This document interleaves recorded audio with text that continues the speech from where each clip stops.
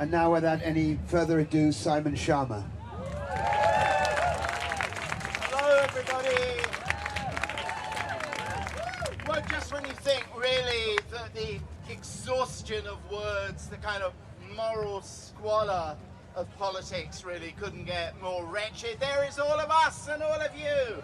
Exhilaration, determination, fortitude is a fantastic thing. It's a pleasure to be here. So we've just heard this powerful speech about civil disobedience. You'll remember that the first person to write eloquently about civil disobedience was Henry David Thoreau. And I want to read just a bit from the end of Landscape of Memory, which I decided to write 25 years ago now, because I felt that all the other historical subjects I'd engaged with were basically circumscribed by this deep, fundamental story of the relationship that humanity has had with nature. Now, Thoreau actually, while a great kind of prophet of civil disobedience and spending his famous time on Walden Pond, was actually engaged with a particular problem which should also engage us all, I think. How to get people in their urban, domestic, city lives to actually feel that the wilderness was not out there, nature was not out there, it was inside us, and just exactly where we lived, wherever we lived, in terrace houses or on suburban lawns. So I want to read you something about the conflict that burned inside Thoreau between these demands of actually getting into the stories of our homes and his itch for wildness. Returning to the end of the book, in fact. Returning to the cabin in the woods by Walden Pond, a catch of fish tied to his pole, Henry David Thoreau was seized with an overwhelming urge to eat raw woodchuck. Apologies to the vegans tonight.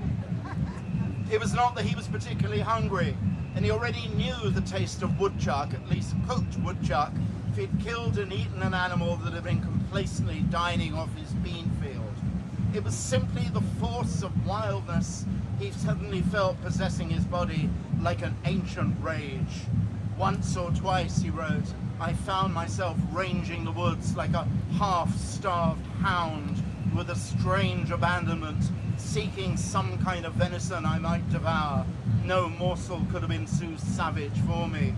So when the woodchuck shambled across his path, it was merely the wildness it represented that tempted Thoreau to grab it. I fear we are such gods or demigods, only as fauns or satyrs, the divine allied to beasts, the creatures of appetite. Thoreau feared the resurgence of the predator animal in him because he was in fact deeply ambivalent about the primitive instinct within humanity. In Walden, he agonized about the animal in us, which awakens in proportion as our higher nature slumbers. It is reptile and sensual, and perhaps cannot be wholly expelled like the worm which even in life and health occupies our bodies. Drinking water from the brooks and eating berries, he was never pure enough for his own conscience. A virgin, he was never chaste enough for the content of his soul. As much as he fled from the conventional pieties of New England society, he was manifestly part of it in his attack on his own creature instincts. And I just wanted to read a little bit more about where that eventually took him. Yeah.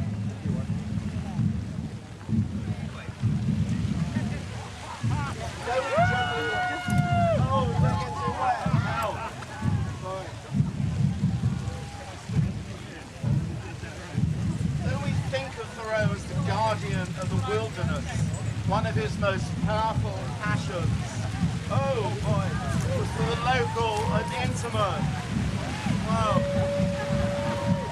Getting bathed in words. Oh dear. I've travelled a good deal and conquered.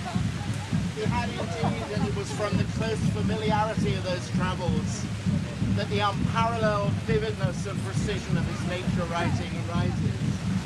In the 1840s, 3 years after graduating from Harvard, the pencil maker's son wondered whether he ought not, like any Melville apartment, satisfy his urge for the wild, bound to take him a long journey into the sea. Got my water wings. A year his answer was he'd do none of these things. Let us migrate interiorly without intermission. But even this urge to go west was more a state of mind than a command to travel. His epiphanies with nature came locally.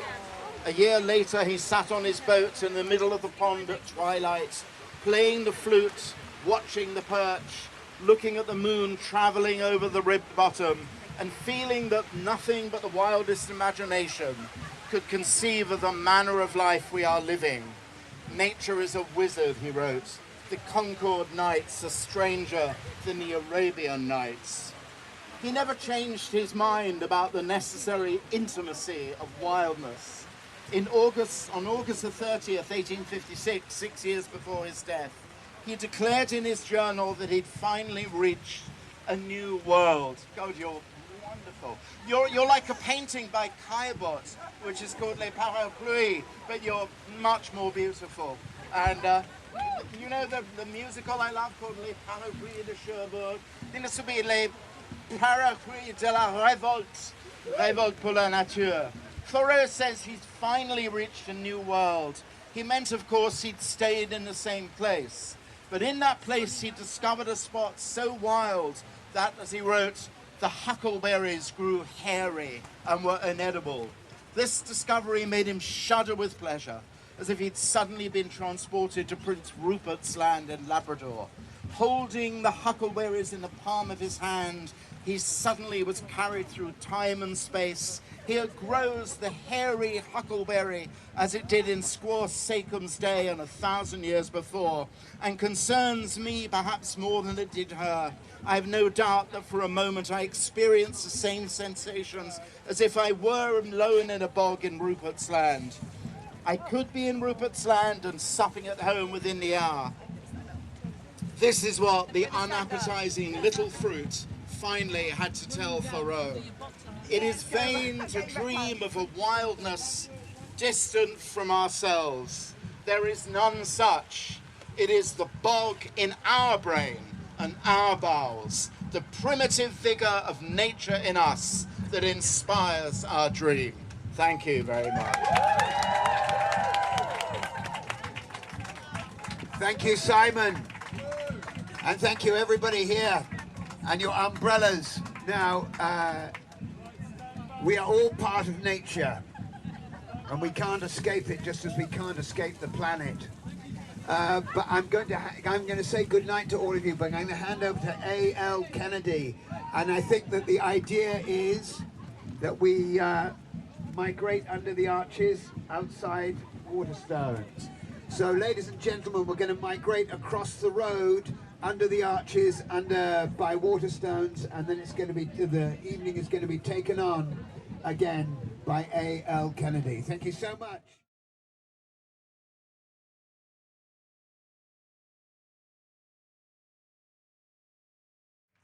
So if you're still here for the Writers Rebel event, please sit down. Please sit down if you're still here to hear some writers reading wonderful work. If you're not, have a nice evening. I'm going to hand us back our host for the second half. We're very, very lucky to have with us the fantastic A.L. Kennedy. Thank you. Thank you. Okay, can I hear a nice cheer from everyone who is in the affinity group involved with listening to writers reading? Can I have a nice cheer from that affinity group? Okay? Like you, I know you're cold and wet, but do you feel strong still? Do you feel strong? Thank you very much. Okay. Somebody's shouting. All right, I'm sorry it's a little bit uncomfortable, but we're going to keep going. And I would say this is the most challenging literary event I've ever been involved with, but it's also the best.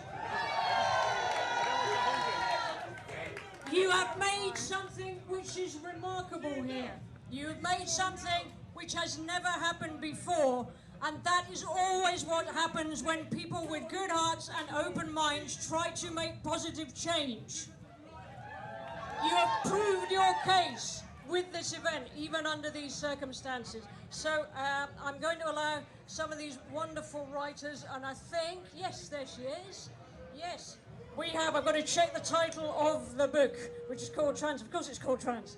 We have the wonderful, campaigning, extraordinary, marvellous reader here, Juliet Jacques, who's going to read from her book, I think from her book Trans. Thank you very much. Give her a big, warm Waterstones portico welcome. Here we go. Hi everyone, thanks for staying the course. I'm actually not going to read from my book. I'm going to read one of my favourite authors, who is the Czech novelist and playwright, satirist and humanist Karel Čapek, who was writing in the interwar period. I think it's good to remember that the climate movement has very long roots going back well into the 20th century. The brief for tonight was, one of the briefs was to celebrate nature, and I want to read to you a beautiful newspaper column that Čapek wrote for the People's Paper in November 1934, celebrating the autumn. I think we're all celebrating autumn right now, so I'm going to read this to you. He says, "When nature's concerned, nothing's ever over and done with. You think leaves will fall and all the finery will be gone. Only the bare boughs will remain. But if you look at them more carefully over time, a couple of decades should be enough for you to notice properly. You realise how much has been left on those bare boughs, how much of character and personality. If we start with the bark, a bark that's russet as in dogwood, green as in laburnum, yellow as in weeping willows, white as in birches, silvery grey as in beeches, and also brown, cinnamon, ocky or black and smooth, so taut that it shines, or wrinkled, furrowed, scaly, cracked or peeling. We can see straight off where each twig has grown from. Each has the characteristic of a whole tree or bush. And when it comes to ramification and the structure of the crown, there we really run out of words, unable to find an expression for every single variant of growth and arboreal composition. There are branches that are splayed out, lateral, curvy or rigidly spiny, or set on the mother bough, stiffly or sinuously, or running up smoothly and delicately as if they had been combed. Others stream upright and square their shoulders. Still others are trailing, protruding, twiggy or fanning out, or muscular and skinny like a skeleton, or dense like a thick shock of hair, or velvety and pulpy, or firm and dry like brushwood. Each brush and each tree does it differently according to their family and variety. Only when the leaves drop off can we look at this infinite diversity of nature thoroughly, and best when hoarfrost descends. And I haven't yet talked about roots, how many extraordinary and individual differences in colour and growth there are, in the hairiness of soft fibrous ends, in woodiness and rhizomes and expanse. That's something that man can't really appreciate. Perhaps just some creator or other watches it all with delight, admiring what a beautiful crown of roots this tree or that bush has. What a lovely underground landscape, he thinks. But we look at it only from a human, or in other words, wrong perspective, when we say that in autumn, nature resigns itself to dying, or bunkum like that. First, nature is lucky, because 9 times out of 10 she doesn't die. And second, she doesn't indulge in such a sentimental weakness as resignation. Quite the opposite, nature goes at it, gets incredibly active and determined, as if she meant to say, what kind of talk is this? We must get ready, we must gather and mobilise all our strength to be able to defend ourselves. It's impossible without sacrifices. We'll give up all our foliage, we'll tighten our metabolic belts, we'll draw our glucose, starch, and all those chemical compounds into our roots. To work, to work! Grieving and lamenting won't help. It may hit us any minute now, but when it does, it will find us with ripened wood and capable of endurance, but capable of sprouting too, and fit to flower the moment we get out of the blasted winter. To persevere and have the groundwork done for next spring, that's our watchword. So as you can see, when autumnal nature says something, What she says doesn't sound like resignation, but robust encouragement. And one night, grey frost strikes brutally and without notice. Suddenly, the bare boughs reveal their contours with a beautiful, new distinctness that has previously escaped our attention. All at once, everything is so petrified, austere and stern, that it comes near to jangling like steel rods or wires. Everything is ready. Each hard, leafless twig is an armed front behind which life is being defended. We call it bare boughs, but it is vegetation clothed in armour plate. Thank you. Thank you, thank you. That was very beautiful. Very, very beautiful. Okay. Can I have a Mexican wave of change, just for the sake of warming our... We're going to start round here. We're going to have a Mexican wave of change all the way around here. Here we go. Because that's how it works. You get educated and you educate other people. And I know they've been complaining about the young people not being in school, not being in college. This is an extraordinary university. The atmosphere that you have made tonight is remarkable. And oddly enough, having had one remarkable reader, we're going to have another remarkable reader. I was very proud to give her an award for her extraordinary, blistering book of poems. Just a heartbreaking book of poems. I'm looking around for her and she's not here. Where's she gone? Where have you gone? No? She was right there and now she's disappeared. I may have to do interpretive dance. You're right there! Yeah! You know, say your name, that probably means I'm calling you up. Yeah, so this is the author, this is Rachel Evans, the author of Darling, which is just a beautiful, beautiful book. If you haven't read it, borrow it from a library, borrow it from a friend. It is just a remarkable book coming from a place of truth. Tonight has all been about truth, the truth of what human beings are like and what they can do together. And I will hand you over and you will hear the beautiful reading. So much. Hello everyone. Well done. Well done. We're keeping warm here under the arches. So I'm Rachel Edwards and I'm going to start with a short poem. And it's by the Nigerian poet. I'm half Nigerian, half Jamaican. It's Nigerian poet Deborah Okojie, who passed away this year and who bears witness to the challenges and turmoil of post-Civil War times in Nigeria. And published in 1996, the poem has inspired my own prose response, which I'll read afterwards. And it's a response to the crisis that we all face. That's why we're all here, after all, here and now, 23 years later. So the 1996 poem is Taps Are Dry by Deborah Okojie. Hopes long drawn thin, long gone for taps and faucets to hiss with water, of the times there were when no thoughts were spared to keep running water, running from taps, in houses and squares to rid us of lingering thirst and intimidating dirt in hearts for human dignity. My piece is called More No More, by me, 2019. Taps have run dry. Water still pours, but not now free of the plastic that pollutes our seas. As we make our coffees and teas, we will from now on taste the waste. Taps have run dry. Go with the flow, and we will not weather the rising seas that drowns the dregs of our honour, and the excoriating heat that sparks blazes, but has yet to ignite every politician's fire, and the torrents tumbling upon our heads, abrading all doubt about these changing times, and the storms, the gales, winds weird in their power, which must surely blow away every last clinging notion of our former, more temperate climes. Taps are dry.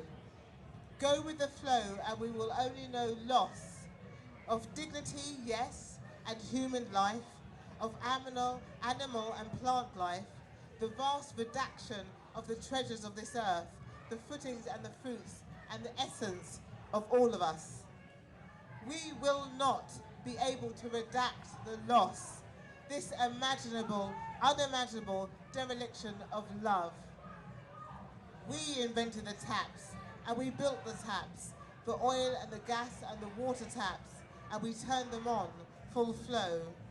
More, we said. More water, more fire, faster and higher. More goods, more services, more buildings to lie empty. More food, need it or not, to supersize and leave to rot. More vehicles and so more fuel, more and ever more. We cried more, although we already knew. A dawn stroll along river or beach once sussurrated as now it shouts that plastic clogs our shores and strangles stunned dwellers of the deep, and that chemicals rush in daily with the tide, telling of our waste, that unthinking toss of our costly toys packaging over and again and a billion times more, as if we were children and innocent. That waste, we surely must have known, could only bob and shiver in an unfathomable drift from a burger hatch in Halifax to the bulrushes of Bude, into the Channel, to the Med and the North Sea, and the Atlantic and the Arctic. And still, we cried for more. Yet more, we urged. Our economies must balloon. Don't burst our bubble. We must grow unassailable and save our feistiest fight for building walls and creating borders, although we know that pollution knows none, and because we crave surges and surfeits and services, and we crave power, fracking hell do we, and we deserve it, all of it, larger and cheaper and gift-wrapped in polythene and all on credit borrowed from this world that we never ever plan to pay back. Now though, unless we thirst to pump plastic through our very veins, litter become lifeblood, the taps are dry. But wait, listen. Bright voices are springing up from the ground. No more, they say, no more. Let us refresh our ideas. Let us not go with the flow. Let us cease the relentless, righteous, root-to-tip consumption of the earth itself. Let us stop the open gullet gorging of that which has nourished us. Let us nurture dazzling diversity and, while we can, save or sow more than that which we ruin or reap. Let us keep it real. Let us get our global groove on. Let us get a move on and plant trees. Let us, above all, plant honest feet upon this still good earth and place brave ears against the ground to listen and to hear that in the north the evanescent earth groans and ice groans and sighs as it cracks and crashes. Let us lift our heads to smell upon the air which drifts the bitter, fearful tang of burning bark, and heed the warning of the bees, and focus our great hive mind, and trust our best instincts, those that buzz our senses and sting us into sense, while we still have hope of sense, here and now, in this world conceived beyond our dreams, this achingly beautiful planet of plenty.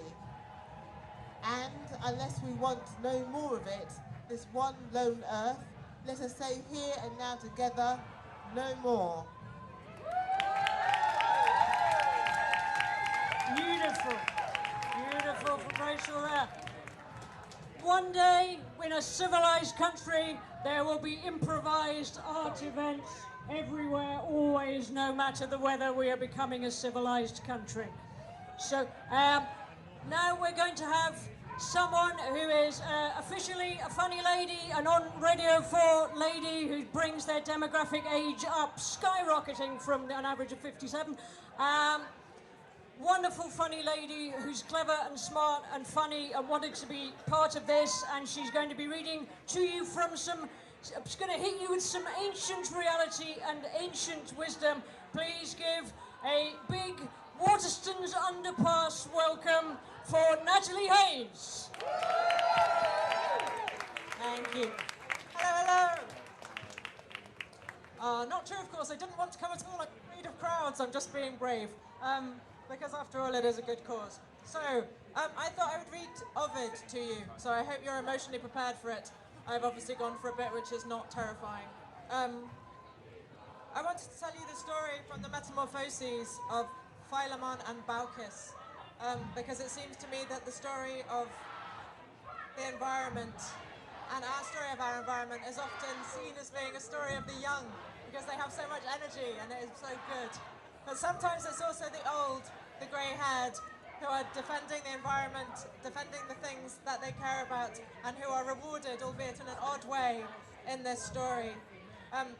It's a story that you might find in other fairy stories or myths, not just Roman myth and Greek myth, which is where it comes from, which is of gods pretending to be normal people and turning up and asking for hospitality and being turned away from door after door and then allowed in by a extremely humble old couple, Philemon and his wife Baucis, who feed them the best things that they have, which is olives and cheese, and nothing very fancy.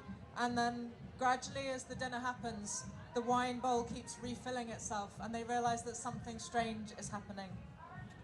Stunned and scared by this wonder, Philemon, trembling, and Baucis lifted their upturned hands to heaven and fervently prayed for forgiveness after serving so poorly prepared a repast. They then set out to placate their mysterious guests by killing the goose, their only one, which guarded the tiny farm. But the bird kept fluttering around, exhausting the elderly couple and long eluding their grasp, till at last it appeared to have flown to the gods themselves for refuge. "You must not kill it," they said, "we are gods. Your neighbours shall pay the price they deserve for their wicked impiety. You alone shall be spared from the coming disaster. We simply ask you to leave your home and walk in our footsteps up to the mountains." The couple obeyed, and using their sticks to support them, they wearily climbed the long, steep slope. They were just a bowshoot away from the top when they turned and saw that the other houses were underwater, with only their own still standing. And while they gazed in amazement, lamenting the fate of their neighbours, their little old cottage, a small home even for two to inhabit, was changed to a temple. The fork-shaped props were replaced by columns, the thatch turned yellow, and now it appeared that the roof was gilded, the doors engraved with reliefs, and the ground paved over with marble. At last King Jupiter gently addressed them. "You good old man, and you the wife that his goodness deserves. Now name whatever boon you desire." Philemon conferred for a moment with Baucis, before advising the gods of their joint decision. "We ask to be priests and to guard your temple, and since we have passed our years together in peace, let the same hour carry us off, so I need not look on my dear wife's grave, nor she have to bury my body." Their wish was granted. As long as life was allowed them, they served as the temple's guardians. When time had taken its final toll, and while they were casually standing in front of the steps of the building, telling the sanctuary's history, both Philemon and Baucis witnessed their partner sprouting leaves on their worn old limbs. As the tops of the trees spread over their faces, they spoke to each other once more while they could. "Farewell, my beloved," they said, in a single breath, as the bark closed over their lips and concealed them forever. Still to this day, the peasants of Phrygia point to the oak and the linden nearby, which were once the forms of Philemon and Baucis. The story was told me by trustworthy elders who had no reason to lie or deceive. Thank you so much. All power to you. I'll see you again, I hope. Thank you very much, Natalie Haynes. We love those trustworthy elders. Ovid, full of stories that explain things, explain how things came to be, and explain changes. And all of the writers here and all of you, you're making a story which is how Britain changes and how the world changes.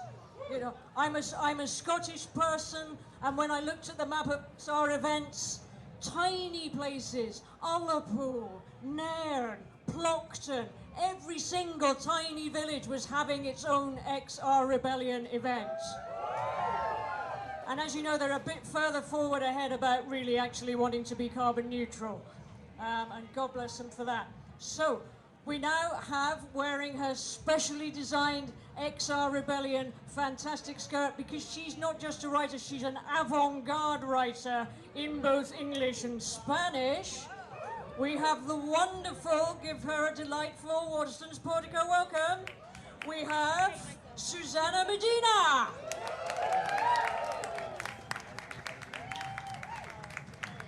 Hi, thank you. We love you. Extinction Rebellion loves you. Thank you very much. Hello. Okay, I'm going to read D'Angelo's novels, which I have read at a few rebellions. including they've been booked at Oxford Circus, so that was quite nice. And I just read it in Scotland recently this summer. And Rob here has listened to it so many times. You can have a break. Right, okay. Dear Angelos novels, thank you for looking out for me. It was a pleasure to gaze at you while you were at the lake of the critical condition, with its bubbles, ripples, currents, and patches of green floating bacteria, studying a drifting bottle on its surface, while musing about the existence of extraordinary persons, warts and all, who know why they're here. Can people hear me? Okay. Okay, you already knew they were here. You had spotted these humans before, protecting all forms of life on the planet. There are many, so many, but at that moment, they came to the absolute foreground, like an extreme close-up of laborious ants, building ideal cities, which once visited, remain unforgettable, making you know that every single act matters, that you matter, we matter. You close your eyes and tuned into the warm impermanence of things organic. You were suddenly snatched away and propelled elsewhere. In this elsewhere, you felt as if you were orbiting around me in a space capsule, and you distinctly heard my strange and eerie wail. You were bewildered to see millions of fragments from damn satellites and rockets orbiting the Earth, promising collisions with new ones, spelling out travel ahead. Amongst the space junk, you recognize orbiting past a flying aeroplane door, an astronaut's glove, an ejection seat. Puzzled, you lowered your head and you were instantly stirred by how intensely blue I am. You zoomed in and found me breathtaking. You were transfixed. But when you zoomed in further, you were sickened to see plastic rivers, vast islands made of plastic poisoning ocean life, shrinking and vanishing glaciers, asymmetrical segments of broken ice melting adrift on the Arctic Sea, oil spills and dead coral reefs. You saw my scars, and you saw vast flooded areas and post-apocalyptic ghost towns with the buildings in ruins. You saw cities of despair and wildfires and drones and abstract pattern lines that happen to be trenches. As you got closer to my surface, you heard the screaming from all this suffering and chaos. You saw shoals of corpses, and you saw starving, homeless, and displaced humans from all countries, and the bodies of all the extinct and endangered species. You then heard thousands of wise children, now screaming, now chanting, marching by laborious hands to claim their stolen future. And there were thousands of people, of wise people, all ages, and you wanted to be one of those children. And those yet to be born were also there. You wept at all this beauty and horror. You blinked, and I span day into night. And you laughed the night with his silence, and saw my shores brimming with bioluminescent phytoplankton that looked like a stunning starry night. And you remember the beauty of documentaries about luminous life forms on TV, and all the strange and wondrous fauna, flora, insects and minerals you have come across in your life. And you've always been in awe of the sheer diversity of it all. And you wanted to protect them. And you wanted to make better, to repair, to heal, to re-enchant the world. And you wanted to become a luminous life form. And when you landed back on me, you opened your eyes and you knew why you're here. And once you knew, there was no unknowing. Thank you once again.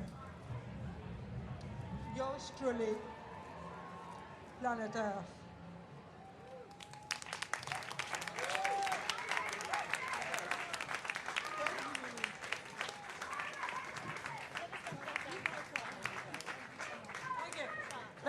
Thank you very much.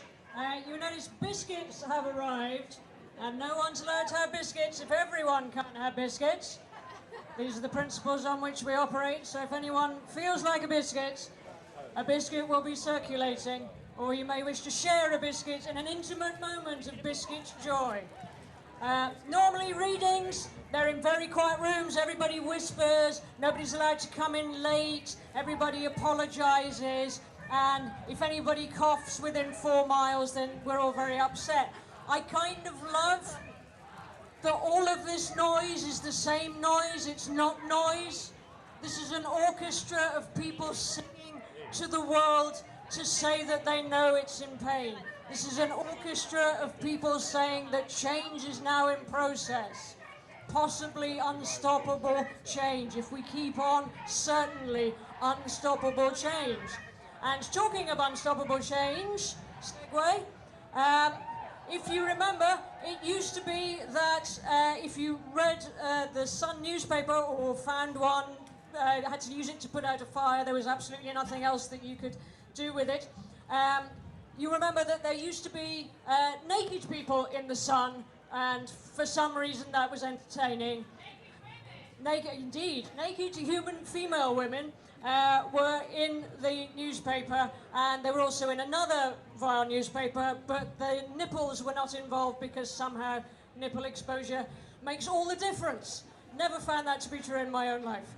And you will remember that people who wanted to change that demeaning, horrible building site wall situation decided that they would campaign, and as usual they were ignored, and as usual they were laughed at, and as usual they were trolled, and then they won. And you may be interested to know that Lucy Ann Holmes, the all-round wonderful person, and also the person who arranged that piece of wonderful, positive change about how we see women, is going to be joining us. So give a fantastic Waterstones Pocock welcome to Lucy Ann Holmes.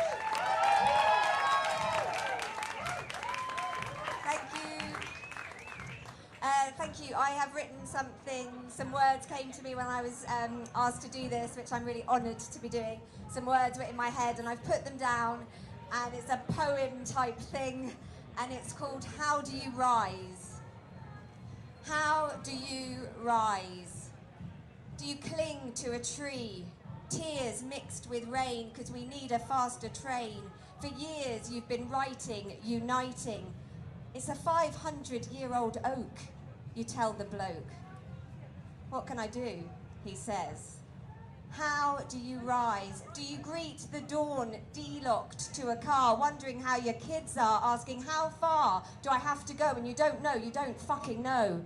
How do you rise? Are you burning out now? Sick with coffee, falafel and fag, cold and wet in your sleeping bag. 2 weeks didn't sound long before, now it's only day 4. How do you rise? Or are you left at home begging a child to eat broccoli? No, you can't have another ice lolly. Okay, broccoli for one hey Dougie. While your other half, arms outstretched, dressed in red, dances for a weeping man stepping into a police van. How do you rise? 90-year-old Quaker, peacemaker, crumpled blazer, thermos flask, camping chair, miles and miles of road blocking and you're stopping. I'm sorry. Microphone pressed to chin. This trouble my generation got us in. How do you rise? Do you wear a t-shirt saying Greta is great? Boss not impressed, I might have guessed. Hemp smelling crusty. You'll be switching to oat milk next. But you calmly smile, give him the stats. You don't call him out. This revolution's not like that. How do you rise? Do you lobby your Tory MP again and again? He votes against bills to stop climate change. Always the same exchange. 3 pages of pleading and science. He posh paper to enunciate. Tories are great. How do you rise? Is Twitter giving you palpitations? No RTs, but we fucked the next generations. You should see what Love Island can generate. There won't be a sodding Love Island at this rate. You DM a mate. Can you RT my tweet, please? Geez, she says, you need to eat. You're so sad, it's making you mad. How do you rise? Do you sod Ofsted? Pull your kids out of bed, meltdowns on the train to stand in the rain, another placard, shit it's hard to carry with all this other stuff. How do you rise? And it all carries on, the scoffing and chopping and shopping, and you're trying your best, thinking what next? Farm box, bottle tops, scrap stores, eco tours, signing petitions, no plastic missions, mailing lists, meetups, canvas bag, hashtags, another direct debit, no holiday left. Shouting yes, screaming no to the runways and railways. You're planting and chanting and sowing and growing. Your blisters from walking, your horse from talking. Your brain is exploding from thinking, what next? What next? Because it's got to be you. This isn't one for the few. How do you rise?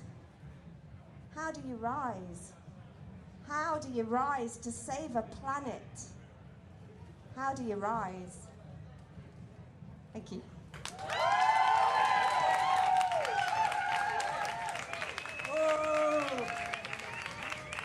Well, I think if we're going to do How Do We Rise, do we rise? No, do we rise? Yes, we do, Waterstones Underpass. So now, the next person who is coming, an extraordinary poet, remarkable treat for you because it's so wet and we need extra treats in our list of enormous treats that is almost endless. I was reading a description with somebody else of this gentleman and he was described as being kind of the Renaissance. And yeah, you know, poems, librettist, writes librettos, writes pretty much every prose, poet, everything. So you're now going to be just gloriously, magnificently giving your excited welcome to Mr. Glynn, marvellous poet, Maxwell.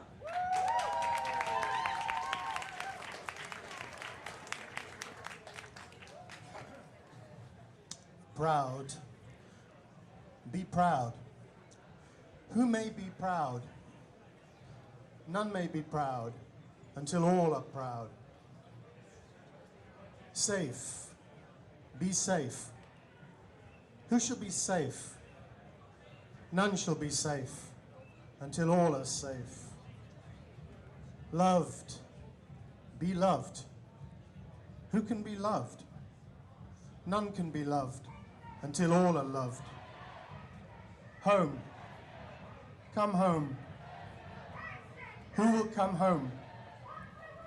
None will come home until all come home.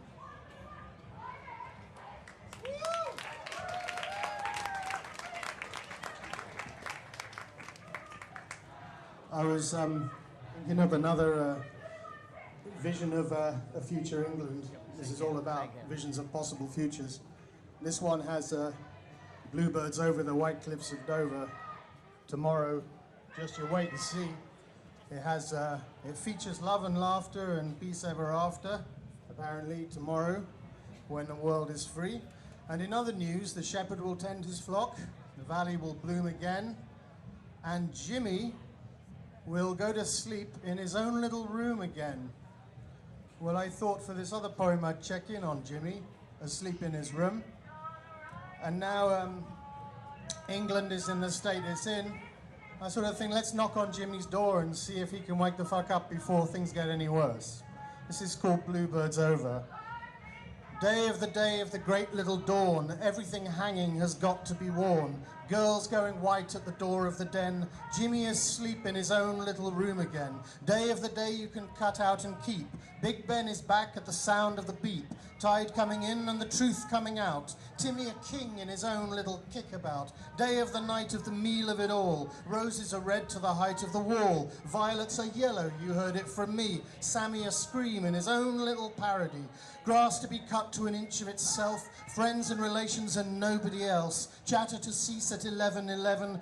Bobby in luck in his own little heaven-sent lottery holiday, hot on the skin. Spoon he can see himself terrible in. Neighbours are singing it's time to go home. Andy all set in his own little aerodrome. Ice on a bender and fire on a spree. Holding a Q&A under the sea. Asking the end of the world for its pass. Sunny the sand in his own little hourglass. Broadsword to Danny boy, dust to dust. Everyone cheering and nothing discussed. Better the devil who's got your back. Billy a blast in his own little anorak. Doing the bidding of billionaires. Peacock and Scarlet descending the stairs in frocks of the dead and not giving a shit. Tommy the toast at his own little benefit.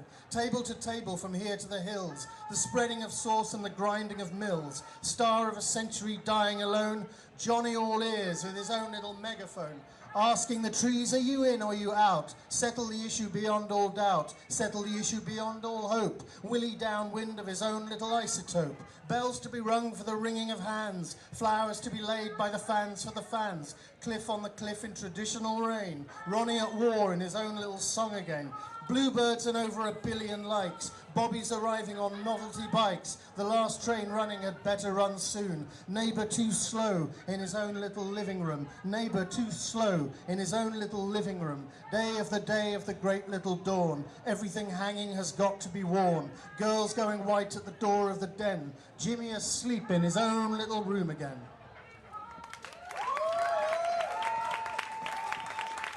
Peace to you all. Power to you all. Thank you so much. If you've been here since the beginning, you've now had the equivalent of about 5 normal average literary festivals with 800% more love, strength, power and beauty. And you made that. You made that. I'm now going to introduce a writer that I've known for quite a long time. You may be aware, Granta magazine, a literary magazine, every now and then, for every 10 years precisely, there's a list of the best young British novelists, which very nice to be on it, but then of course become a not so young British novelist the next 10 years, and then the 10 years after that you're probably not on it and you're old. But it's joyful at the time, and once upon a time we were on that list. Hey! This gentleman, Toby Litt, is going to come read some of his own work. He has written so many novels, I'm just astonished that he's still alive. Ridiculously productive. And novels are hard, you know, they're quite long. And he's also going to read one of life's earlier beautiful revolutionary writers, and it will be a joy to hear him. So please give a big Waterstones underpass welcome to Toby Litt.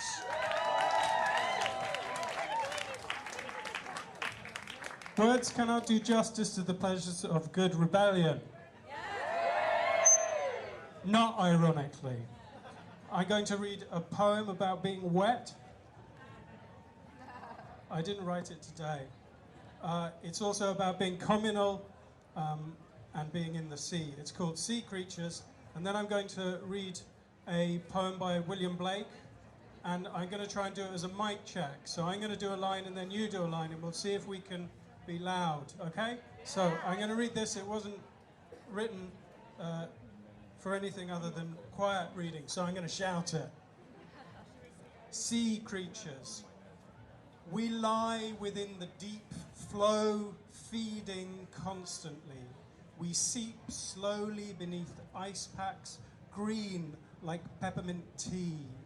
We feed, and then when full, feed more until it'd ache to eat another mouthful, float, totally replete. Sea creatures stippling ocean twilights, flickering true blue fluorescence and glowing far down into the black. More join, fleet in the moonlight, rising up, up, up from where pressure is a fact, weighing stress equally on us all. Waves roam, tickle rocks, beat beaches roar, roar bitterly. Keen wife-like for a lost sailor, or spray sorrows inshore with dull fogginess, unless skies soothe day by day, bays are bowls of wept tears, and spurs reap harvests of salt grief. Aeons, unremitting war between wet and dry, air and silt, rippling and lava, moon forces and core forms.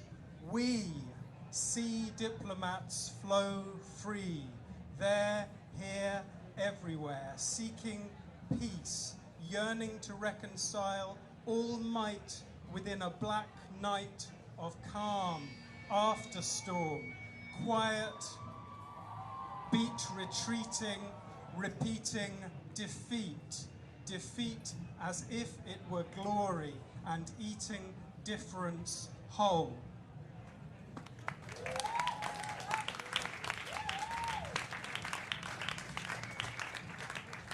Okay, mic check.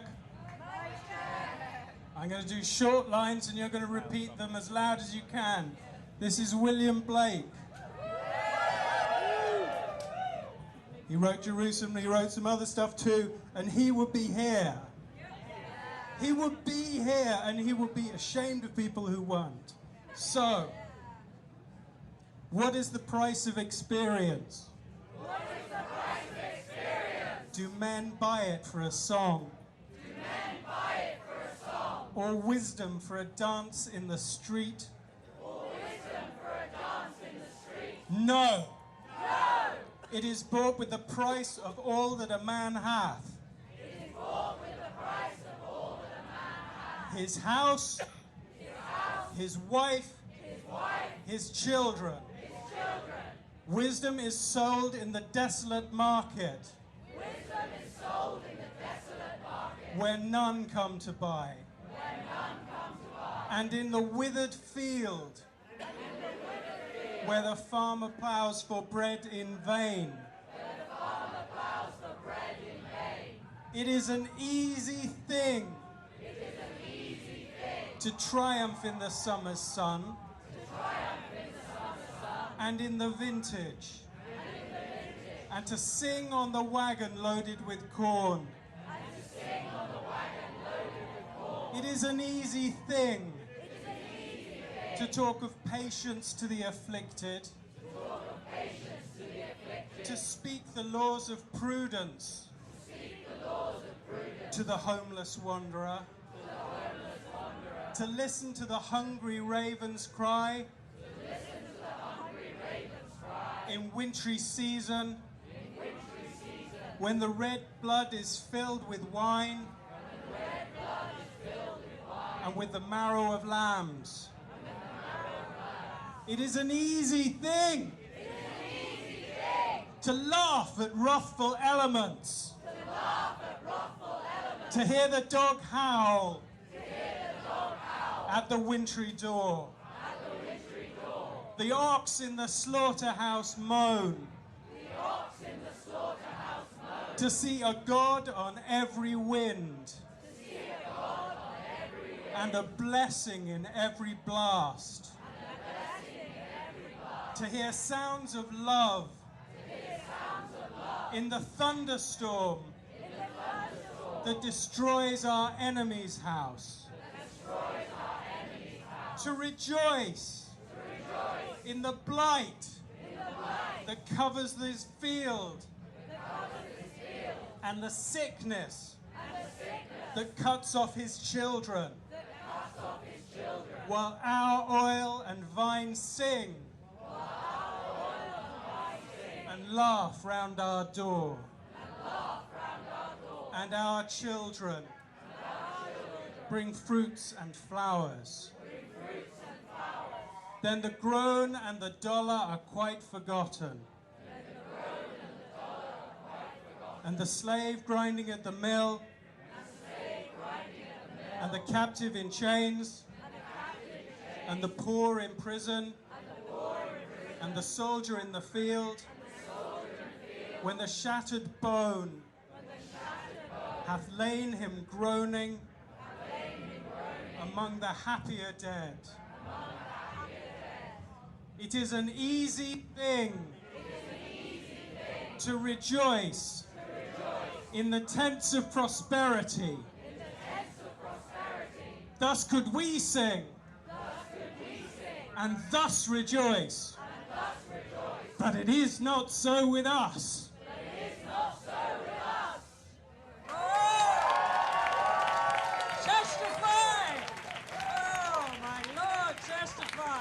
Beautifully done, everybody. Wonderful. The songs of love and experience, and we are in the desolate market, so we have wisdom, and we can use it, and we can pass it on, and we can spread joy between ourselves to keep us going. I came here from teaching. I sometimes teach at Warwick University. I was seeing students for the first time, and for the first time ever, seeing students, 22-year-old, 23-year-old, 24-year-old students, every single person I met was writing sci-fi, post-apocalyptic sci-fi, because the only ways their imagination can speak to the time they have to live in is to write post-apocalyptic sci-fi. And it's a creative way to answer, but my God, I want them to be able to write bloody limericks and birthday cards and whatever they want, not to be forced into digesting their nightmares. But of course, sci-fi is a beautiful way to look and to step back at the boxes that we get stuck into and the ways of living that we get stuck. You've all left the box. You've all looked at the narrative and thought we can change it and we don't believe it anymore. But sci-fi does that for those who are not yet as wise as you. And we have here, extraordinarily, beautifully, the father of British sci-fi. Although he looks very youthful, we have the literal goddamn father of British sci-fi is here, M. John Harrison, to read to you. Give him a big welcome. Thank you. Steady on, steady on.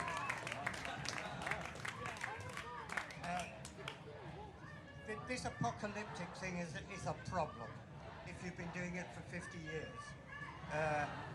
Science fiction writers tend to write warnings. Apocalypses tend to be warnings. Science fiction writers often get called Cassandra after the prophetess whose predictions weren't believed until they came true. So this piece, if it needed a title, would be entitled Cassandra's Memo to Herself After Laying Out the Cards. It's easier to warn about a disaster that hasn't happened yet than to write about the one that's happening all around you. When you've fancied yourself as a prophet all your life, and now the voices echoing back off the temple walls are repeating with great clarity the words you never really wanted to believe, because they were, in the end, too much of a disaster, what do you say next? What do you say next? When the disaster gets too intimate with you, when it's crawled too close, like the prophetic snake curled up and licking in the prophet's mouth, the snake licking to be admitted and at the same time to be transmitted, to be acknowledged and released, what are you going to find to say? What are you going to find to say? Cassandra, she's in need of new omens and new ways of managing them. Or is she? Omens aren't much use when the ominous hasn't just come about, but is free, clear, and acting out in real life. How meaningless, Cassandra thinks, to spread the cards and invoke future number 16, the fall of the tower, when the tower has already fallen on you. Specifically, what use is a prophet now that the future has caught up with the past and the present has caught up with the future? The whole point of prophecy collapses as soon as the prophecy comes true. So what do you do next? Cassandra doesn't know, except events this overbearing leave you with the growing sense that unless you foreground them, you have no position to speak from and no business speaking. Try to understand the science. Try to tell the truth. Try to find a medium in which to tell the truth. Try to extend the envelope in which you will be permitted to tell the truth. Prophecy is over, Cassandra decides. Even persuasion might be over. Action is the last thing left. Rebellion is the last thing left. Stay steady in the face of it all. Do what you can, she says to herself. Write that. Record that. Try to pass helpful messages between practical, determined people. Thank you.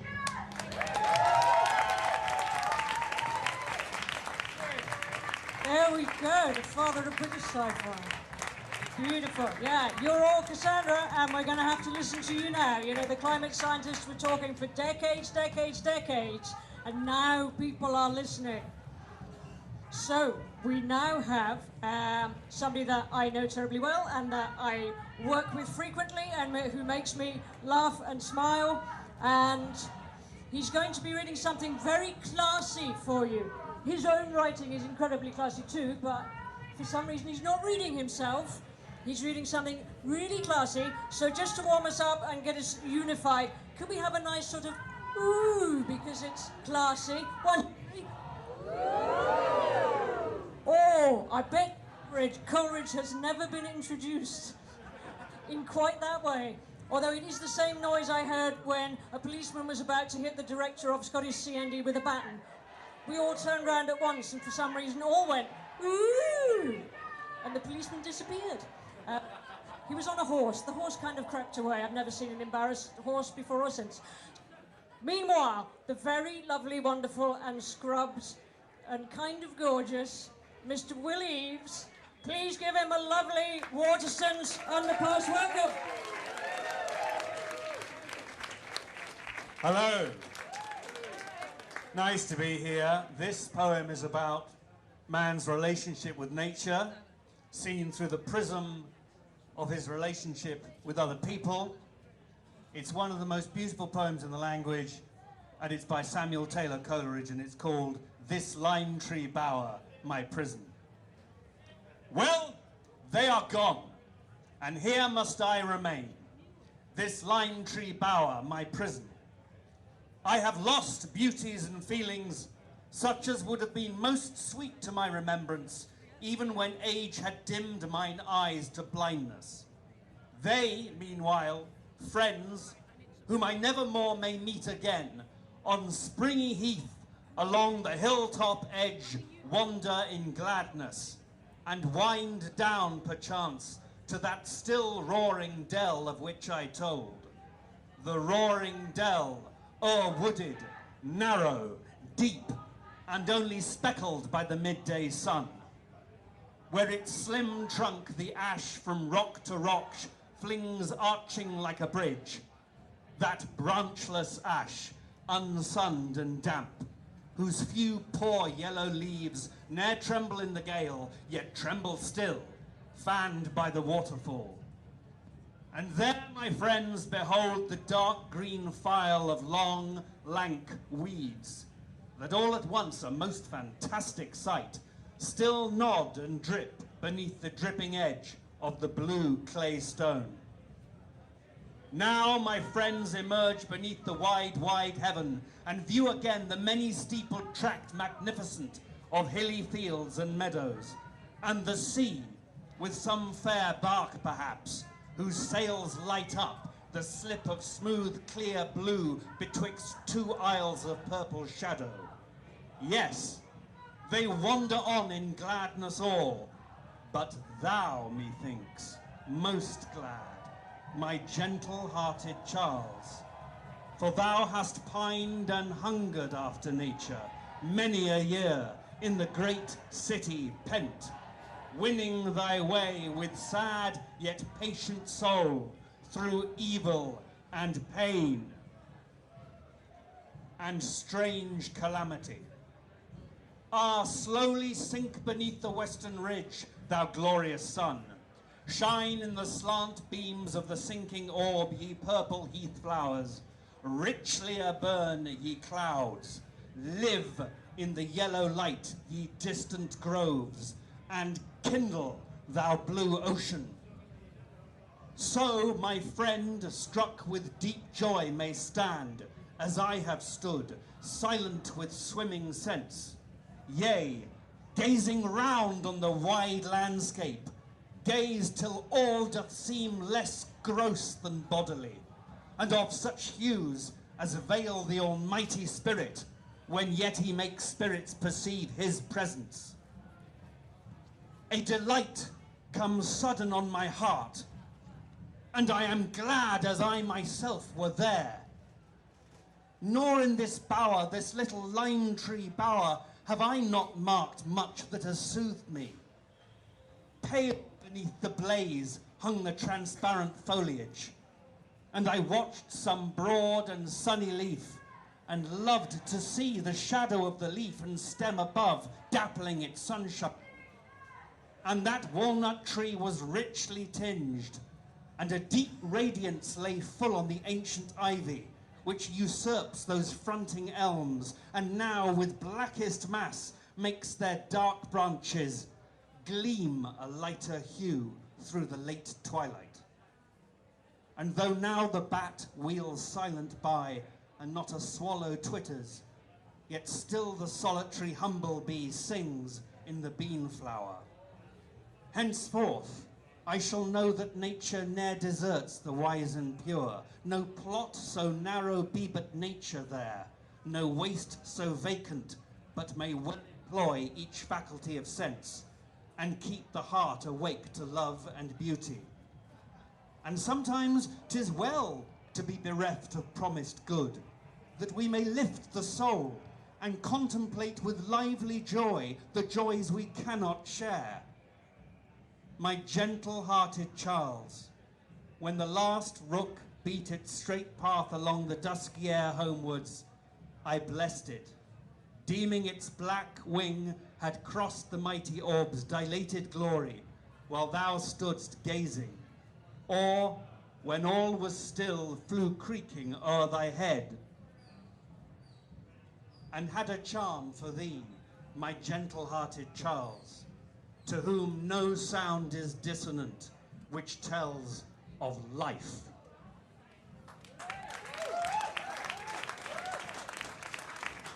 Thank you. Beautifully roared. Yeah, Coleridge would be pleased. All the poets of good hearts who have gone before, they're here tonight. They're always here, as long as somebody remembers the words. But imagine a world where a poet can't be inspired by nature. Just imagine.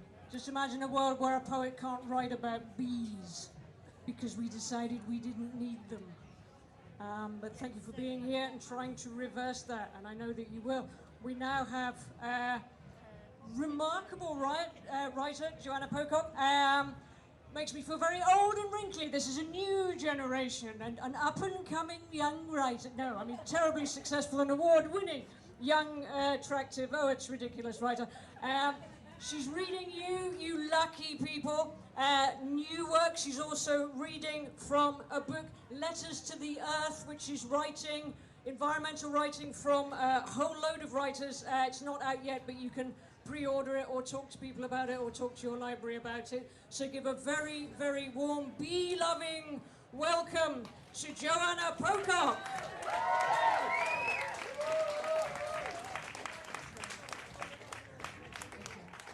I don't do this. Okay.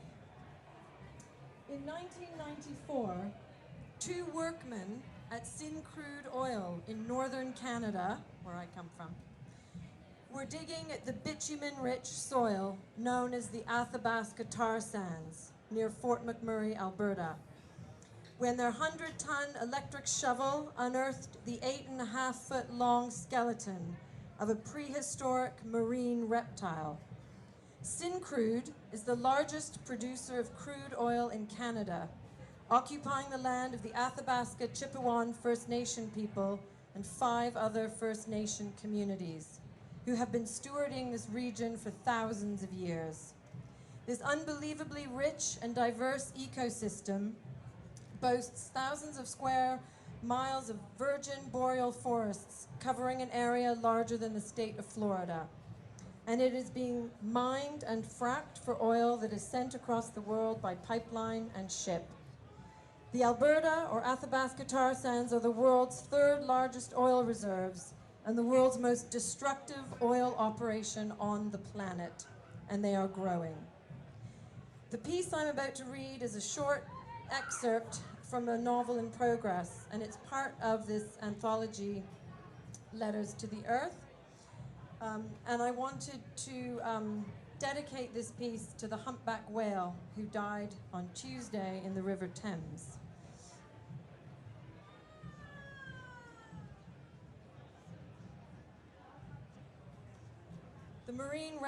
The extinct marine reptile is called Nicolcia borealis, and this piece is written from the extinct reptile, to us humans now today. Like you, I am a predator. Unlike you, I am no longer here. Most of you do not know how we were once pushed by the razor-sharp winds that blew across the old red continent. The waters emptied as they flowed from the newly formed salty seas. They crossed slabs of inland shale and crashed into caves of anhydrite crystals. Some of us lived in the dark back then. Others kept their eyes wide open, seeing the sky's bright light leaking through our ceiling of brine. You were not around to see us. We were marvels, treasures, gifts from deep inside the earth, formed in the shape of things you would come to call reptiles. And in your myths, we became monsters. We grew slowly, making our way down the clear rivers, freshly forged through forests of ferns, islands of moss, and clumps of seed-rich soils. Like so many of our brothers and sisters, we died out when the mountains rose, crashing and tilting the earth and crushing us under their weight. We left our flesh, our eyes, our skin, and our skeletons embedded in rock and in the hardening sap of pine trees. This was the way of things. Our rich remains blended with the spruce and willow bark, the muskeg and the soil. Slowly, over millions of years, we became the bracken soup, the bitumen, the tar, the sand, the oil. The water used to flush out our ancestors from deep inside the earth runs into the poisoned tailings of water that is no longer the water that gave us life. Our bodies had been preserved in the once frozen ground, which is melting now, to reveal our bones, our teeth, our sharp claws used to pry open, to pry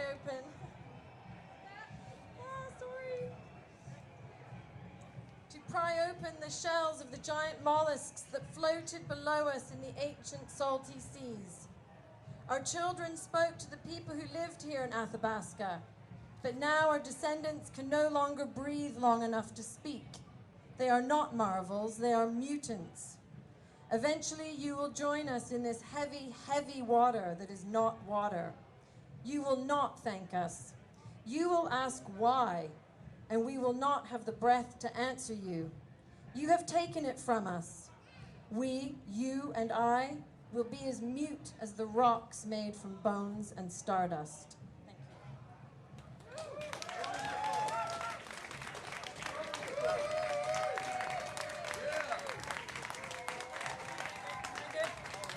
Thank you very much. That was very, very beautiful. You've got people here who have been reading for years, people here who are, you know, you're one of their first audiences. What a lovely audience and a beautiful occasion to have as one of your first audiences. So we now have another ridiculously beautiful young author. It's crazy and stylish with it. Oh, even if I wear nice clothes, it looks as if I fell out of a tree wearing them earlier. We have, it's fine though, it's ecological. I don't have to make an effort to buy anything new because it's going to look old anyway. We know a writer who writes novels, also writes short stories, the finest and most beautiful form of writing. I believe I'm a bit biased. Can we have a cheer for the short story? It always needs a little bit of a cheer. But like lots of the writers, you know, this is a very warm, loving and selfless kind of event. Hello, young person. I'm terribly sorry, but we're trying to get it right now. Young person looking at us. Honestly, looking into the eyes of children at the moment, looking into the eyes of babies when you're in the lift with a baby, I just cry a lot at the moment. I really do. But we're going to have somebody reading from a great friend of mine, the beautiful poet and often a nature poet, Kathleen Jamie. Kathleen Jamie is a very good choice, I think. But the person reading will be Ireneson Okojie. Give a really lovely welcome to Ireneson. Thank you for that lovely introduction. I'm really thrilled to be here. So I thought I'd read from one of my favourite books about, oh, that's better. One of my favourite books about nature, which is Kathleen Jamie's Sightlines. This particular excerpt is about the power of silence. So this is Sightlines. Polly and I are both wearing old goose-down jackets, mine patched with gaffer tape and hats and gloves and boots. When the party's assembled, we begin trudging inland over crisp plants quite new to me. I've long loved the word tundra, with its suggestion of far-off northern emptiness, and I guess these must be tundra plants under my feet. The plants are in their autumn colours, russets and fawns and mustard yellow. They spill between the rocks, dwarf willow and dwarf birch, and maybe bearberry. Among the trees, mazy horizon branches grow lichens and a kind of reed which curls at the end like singed cat's whiskers. It's September. When we tread on the plants, they release a dry, herby smell into the crystalline air. Feathers for you, says Polly. Although I'd been looking down at the plants, it wasn't until I saw Polly bend and pick one up that I realised there were feathers scattered all over them. Goose feathers, caught on the dry leaves and twigs, frittering in the terse breeze, droppings too. These geese must have been gathered here so very recently, maybe only yesterday, hundreds of them, ready for the off. To my mind, geese only travel north to some place beyond the horizon, but this is that place. From here they go south. Involuntarily I look up and out to the sea, where the icebergs shine as if to catch sight of the last flight departing toward Iceland, towards Europe. But the sky is cold, blue and empty. We cross the hammocky goose plain and begin the climb onto the ridge. There's about a dozen of us, from Europe and North America, tourists, still strangers to each other, beginning to get to know each other through polite conversation, getting to know the world a little. If that's what we're doing, such is our privilege.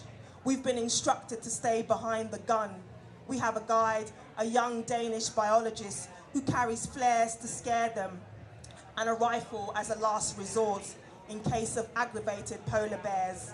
But there are no polar bears. Polar bears, one of the ship's Russian crewmen had shaken his head. Huh?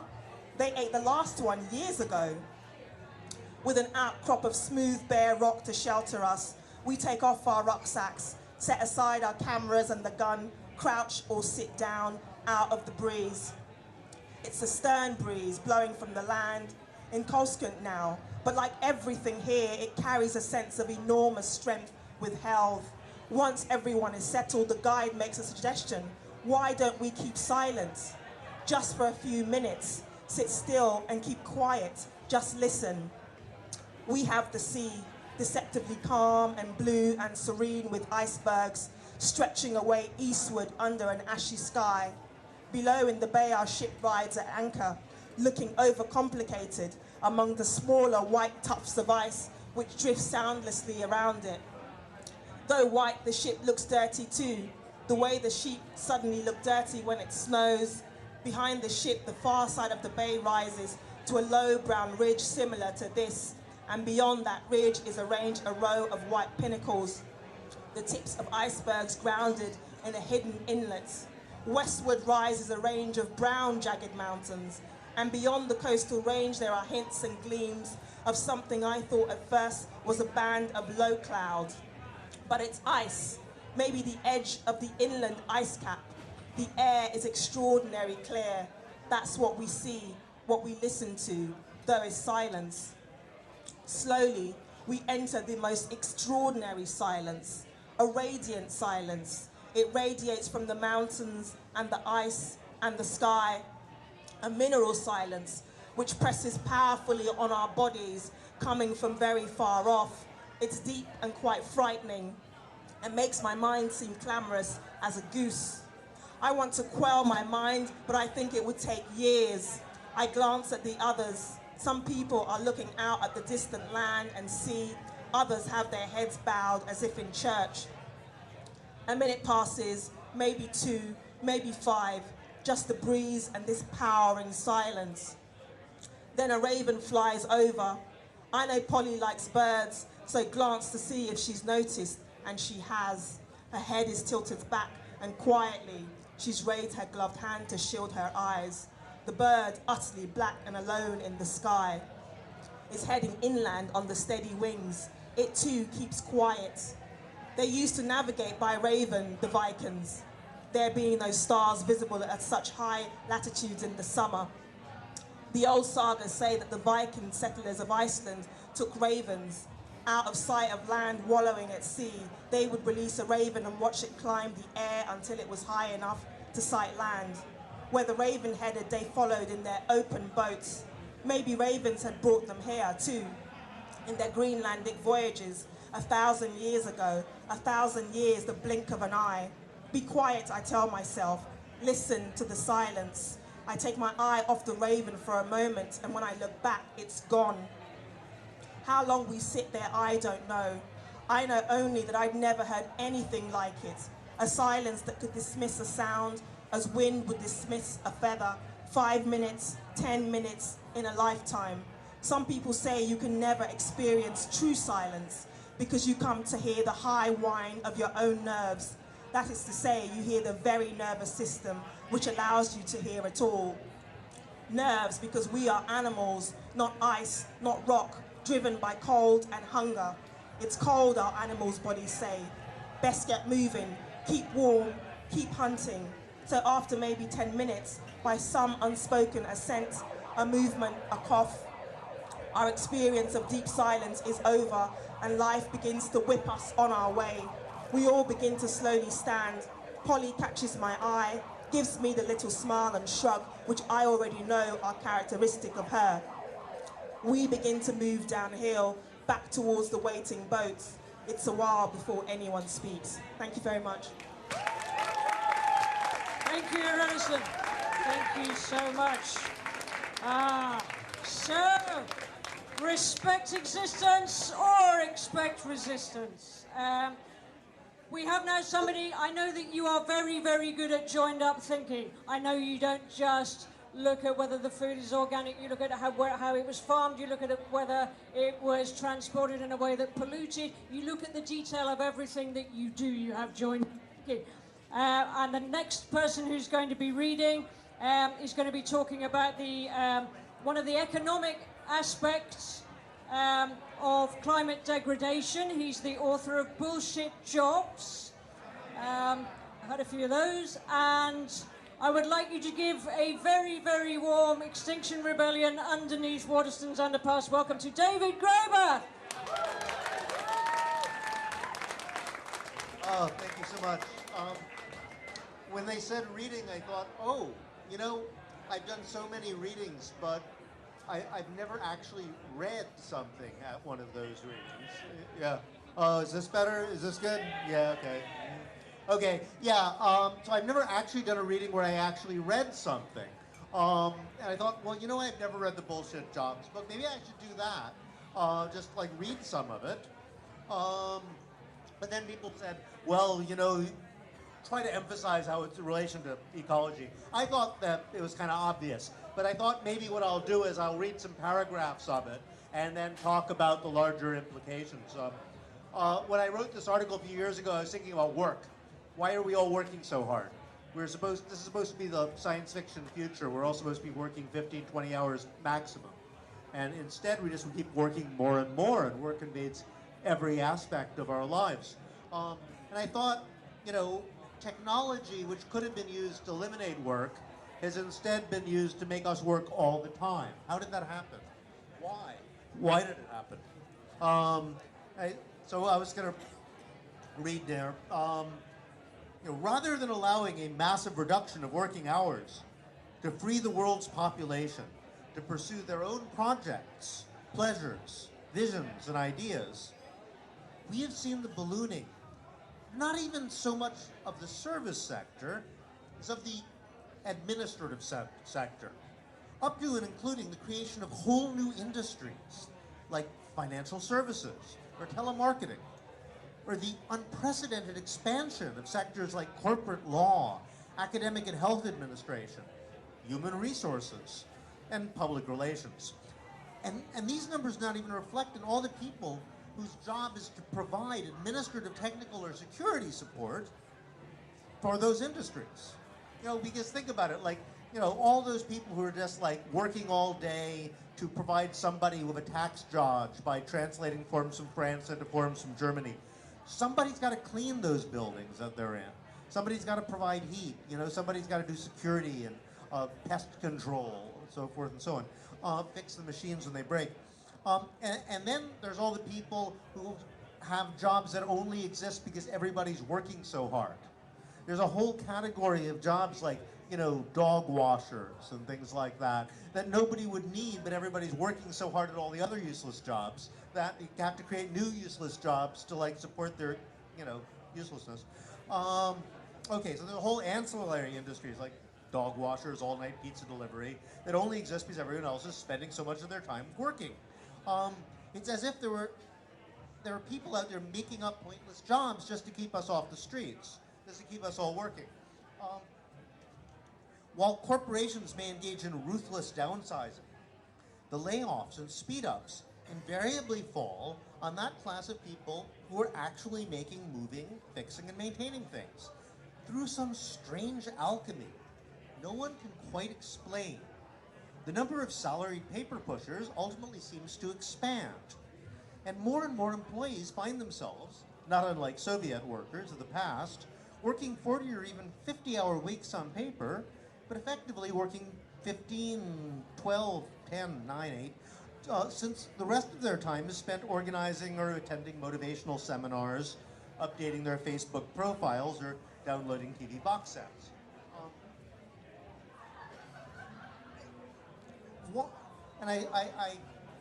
Once while contemplating the apparently endless growth of administrative responsibilities in British academic departments, I came upon a possible vision of hell. Hell is a collection of individuals who are spending the bulk of their time working on a task they don't like and are not especially good at, say they're hired because they're excellent cabinet makers, and then they discover they're expected to spend a great deal of their time frying fish. Neither does the task really need to be done. At least there's only a very limited number of fish that need to be fried, yet somehow they all become so obsessed with resentment at the thought that some of their co-workers might be spending more time making cabinets and not doing their fair share of the fish frying responsibilities, that before long, there's endless piles of useless, badly cooked fish piling up all over the workshop, and that's all anybody really does.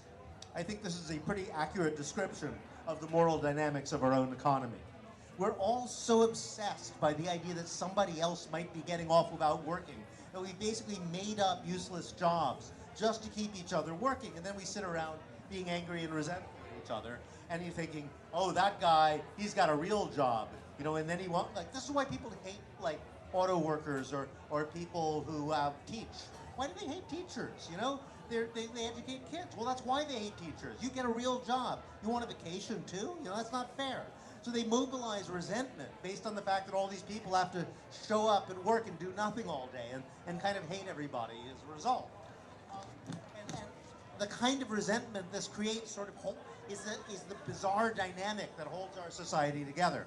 And I think that the ecological implications of this are obvious, but I think they need to be underlined because, okay, according to surveys, 37% of people in this country said their job made no meaningful contribution to society. If it didn't exist, it either would make no difference whatsoever, or maybe the world would be slightly better. And this is people's assessment of their own jobs, right? Now, I assume they're probably right. You know, if you're going to be wrong, you're going to probably overestimate the importance of your job. You're not going to underestimate. So, okay, if 37 to 40% of people are just doing nothing all day, think of all the buildings. I mean, how many buildings do people have to make, you know, just so people sit there and pretend to work? And I actually started looking into it, and that's probably the single most important contributor to carbon emissions and energy usage, and hence of climate change, is completely useless infrastructure construction. It's happening all over the world.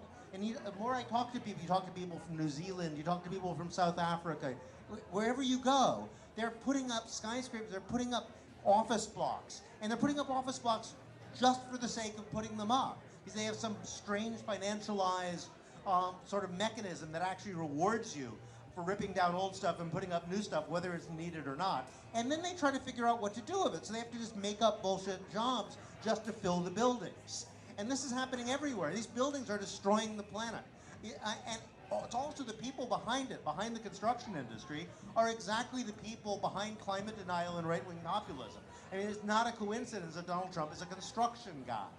So I would say that the two things destroying our planet most of all are the combination, this kind of insidious synergy between bullshit jobs and batshit construction.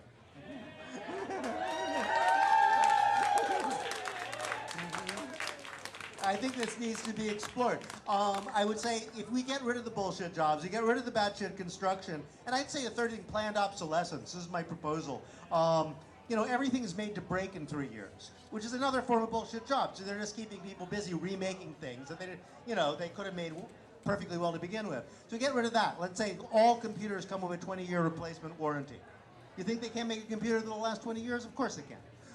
So if we get rid of the bullshit jobs, you get rid of the batshit construction, and we get rid of things made to break, we're halfway there right already.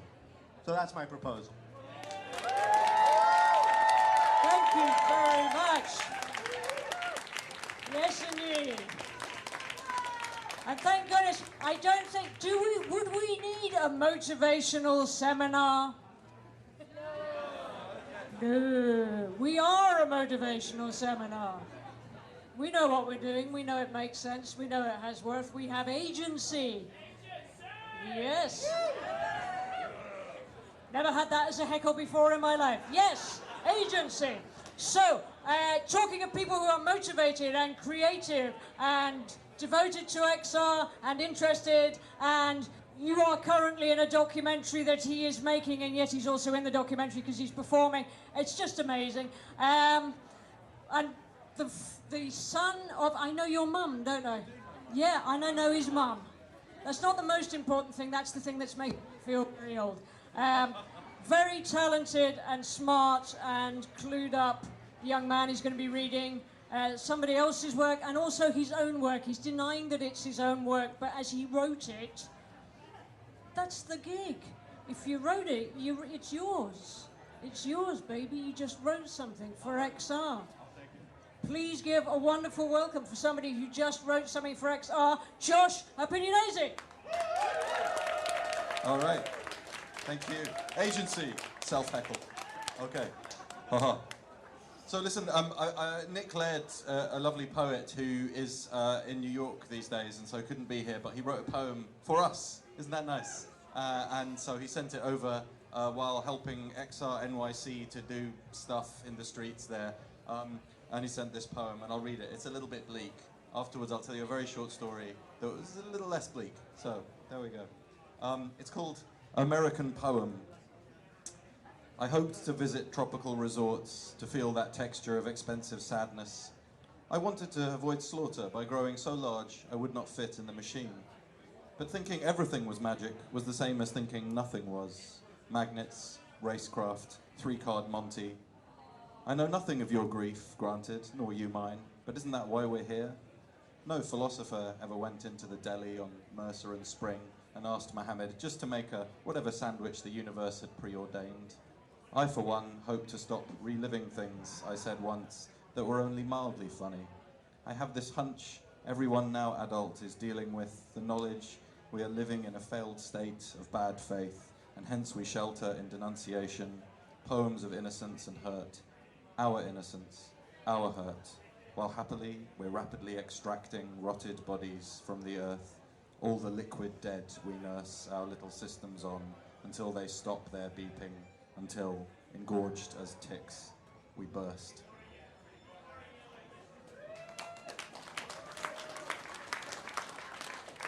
Go Nick Laird. And just to finish, this is a little parable, really, that's been handed down in my wife's family. It's called the Starfish Story. My wife's uncle, David Baum, was a paediatrician, worked a lot with children. He died much too young, but in the context of his professional life, working with children, he often told a story that has become a kind of sacred text within her family's lore. And it's a very short story, but it stays with you, and it strikes me as the perfect story for our movement. A young child was walking along a beautiful beachfront where she had spent many a happy day with her family and friends, splashing in the waves, building sandcastles and playing ball. And suddenly, she noticed that on this sunny day, a strange phenomenon had occurred. There were thousands upon thousands of starfish washed up and left stranded on the shore at a low tide, all of them baking in the midday sun. The situation for these starfish was heartrending because so clearly dreadful. They could not possibly survive. And what a terrible thing that was for such a young and spirited child to have to witness. The child paused for a long moment to apprehend the catastrophic situation. Then she drew a breath and moved forward. In an attempt to save them, she picked up one starfish at a time, throwing each one back into the sea. A passerby, a man in his middle years, was also walking along the beach that day. He spotted what this naive child was doing and was pretty sure she hadn't understood the situation before her. So he felt, as some do, duty-bound to explain to her what was what. There are thousands upon thousands of starfish stranded here, he said. Throwing one back won't make a bit of difference. The child listened to the man. She looked back down at the starfish in her hand and threw it into the safety of the sea. And as she did so, she told him, yes, but it will make a difference to this one.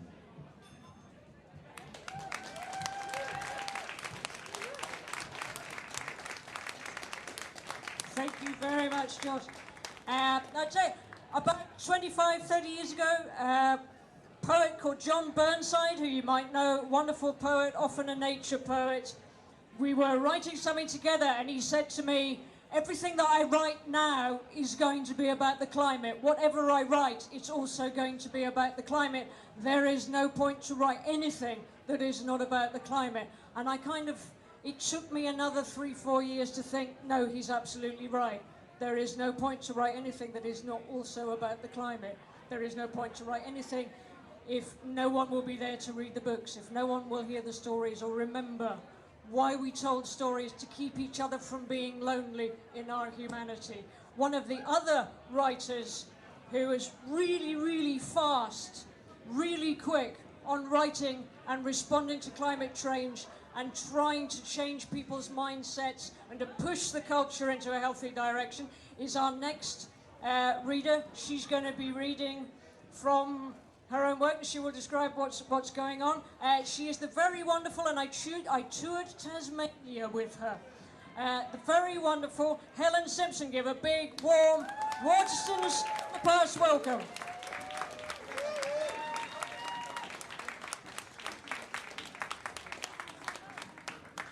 Hello, and I'm going to read from a book I wrote 10 years ago, title story. Can you hear? Okay. Like that. Title story of this collection called In-Flight Entertainment, which were climate change stories. Nothing's changed, except there have been more airports built, I think. Now, we've got, in this story, we've got a businessman and a retired scientist. They're on a plane on a flight from London to Chicago. Is that loud enough? A bit louder? Louder, okay. 4 hours delay, volunteered Alan, thanks to those jokers at Heathrow. Alan Barr, by the way. And I'm Jeremy Lees, yes, those anti-flying protesters. A waste of time. Complete time wasters, said Alan. I suppose so, said Jeremy. What I meant, though, was it was a waste of their time. They're not going to change anything. Exactly, said Alan. It's nonsense, isn't it, this global warming stuff, trying to turn the wheel back. Half the scientists don't agree with it anyway. Actually, I think you'll find they do, said Jeremy. Red, please, as the air stewardess offered him wine. What have you got, Merlot or Zinfandel? I'll try the Zinfandel, thank you. No, they do agree now. They've reached a consensus. I ought to know, I was one of them. No, it's not nonsense, I'm afraid. The world really is warming up. Merlot, said Alan, annoyed. These finger-wagging types were getting everywhere. Don't worry, soothed Jeremy. I won't preach. I used to try and explain it to everyone I met, but last year I could see that was futile, so I gave up. After all, it's quite an unpleasant chunk of information to absorb. So what do you think will happen, said Alan. No, I don't want to bore you. I'm asking, pal. Oh, in that case, said Jeremy, well, it's all get very nasty. We'll be swimming round the Statue of Liberty's torch, sneered Alan. I saw that film. No, said Jeremy. Crops will fail first. Food shortages kill off 4/5 of the population, along with malaria and bird flu and so on. There'll be warlords and fighting in the streets, but by the time you're my age, you'll be beating them off your vegetable patch and your last tins of tuna. Super, said Alan. And don't think you'll be able to escape by moving to Canada, Jeremy continued playfully. That's where the Americans will go. It's the same continent after all, and lots of them are buying up real estate in this sort of area even now. No, you'll probably have to make your way back to bonny Scotland and hope for the best. Oh, cheers, said Alan. And what about you? You don't seem too worried yourself, I can't help noticing. No, agreed Jeremy. I think you'll find most people over 70 are the same. At some level, we're banking on current fuel stocks to see us out. So by the time rationing comes in, it'll be all someone else's problem. Huh, so you're all right, Jack, snorted Alan. I'll tell you when I stopped trying to change things, said Jeremy. It was when I realised that nothing was going to stop people flying. Are you saying I shouldn't fly now, said Alan. I don't care what you do, said Jeremy peaceably. I don't care about you, you don't care about me, we don't care about him. We all know how to put ourselves first, and that's what makes the world go round. Because I'm a frequent flyer, insisted Alan. My job requires me to fly in excess of 50,000 miles a year. I wouldn't boast about that when the floods come, said Jeremy.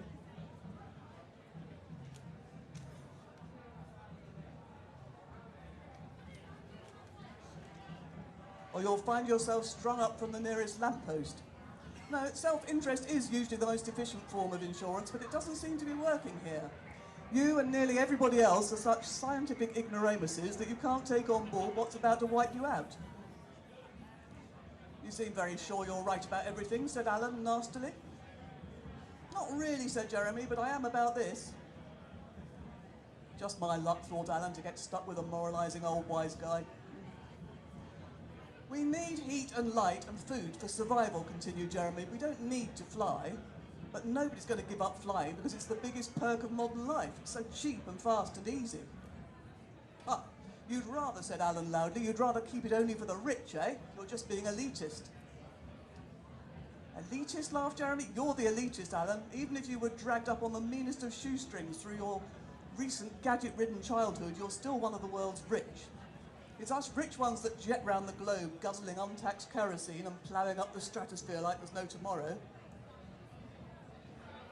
I took my family snorkelling in the Maldives last year, said Alan, and all the people we met there were 100% dependent on our holidays for their livelihood. Lovely people they were. What about them? Tourism employs almost 1 in 10 people worldwide. Did you know that? Do you want them to starve? Ha, said Jeremy. The Maldives are about to go under, literally, and how will their people live then? That's nothing to do with flying, said Alan. I'm afraid you're labouring under a misapprehension there, said Jeremy. Flying is incredibly harmful to the atmosphere. You're on a hiding to nowhere, smiled Alan. The aircraft industry is where it's at. Mega growth predicted. It's set to treble in the next 20 years, and it's going through the roof. Yes, I know. Heathrow will get its 3rd runway any time now, said Alan. Oh, good for you, said Jeremy. Nowhere else on the planet are the skies as crowded as over London and the southeast. That must make you very happy. What I can't understand, Alan said unpleasantly, with all due respect, Jeremy, is why are you even on this plane if you think flying's so bad? Why are you here? Might as well be, shrugged Jeremy. Once I realised the world's going to hell in a handcart, or rather in a Boeing 747 or on an Airbus or a Dreamliner, I thought, might as well. Haven't you noticed the old people at airports? All those beeping cartloads of us with our replacement hips and knees. It gets us out of the house and we don't care about the delays because it makes the time we've got left seem longer. Oh, said Alan, taken aback. Plus, said Jeremy slowly, I wouldn't mind joining the other Mile High Club, eventually. The other what, said Alan? Well, said Jeremy, I am already a member of the original Mile High Club. Believe it or not. I was enrolled a few decades ago under a blanket in business class with the girl next door, so to speak. What do you mean the other Mile High Club, said Alan, gawping at him. As good a way to go as any, don't you think, said Jeremy? Up in the air, helped on your way by kind cabin crew. Certainly better than the geriatric ward or at home alone in front of Countdown. Oh, said Alan. He couldn't believe his ears. He couldn't think of anything to say. Thank you very much. Thank you very much indeed. See, late night reading, so we had a small amount of smut, which is always good to get the pulse racing. Sex was bound to rear its ugly head when I used to live in Glasgow. Very elderly ladies would always say, and then sex reared its ugly head. I don't know what they were talking about. So the next person who's going to read is another a wonderful young writer, Tom Bullock. As far as I'm aware, and he's aware, he's the only writer who's been arrested this week. So big shit. I'm a total wuss. I've been unarrestable forever. I once blocked a road and got kettled by accident. So I'm going to hand the microphone over to Tom. He's written specifically about this week, so this is brand new, red hot raw writing here. Big welcome for Tom Bullock. Thanks so much. I came down here on Sunday from Wales with a neatly edited piece of writing I was going to read this evening, and we were blockading the BBC this afternoon, And as I was sitting there, I wrote this instead. So bear with me, please. My handwriting is terrible, and I've yet to get through reading this without crying. So let's just see how it goes.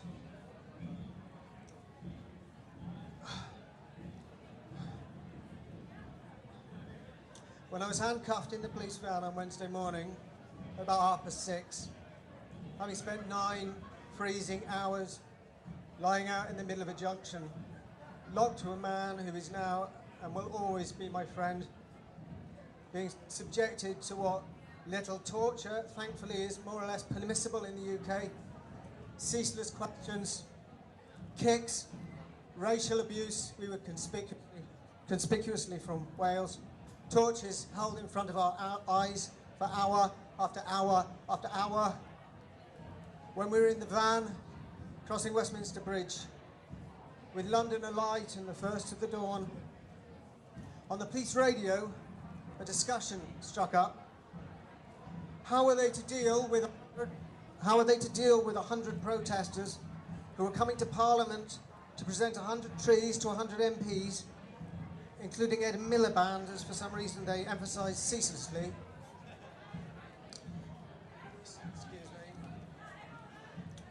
Who were coming out in an expression of solidarity.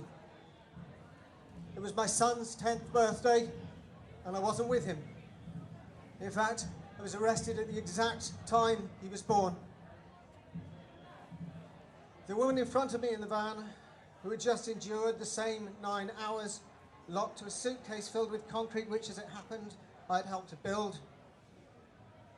At the talk of the trees and of the MPs, her eyes filled with tears, and let's be honest, mine did too. The madness of this, that we should be forced to break the law to make our government, our representatives, listen. But the fact is, well, that they are listening, or starting to, because they must. Because we are right. We are right like the sun is bright. There are no shades at all.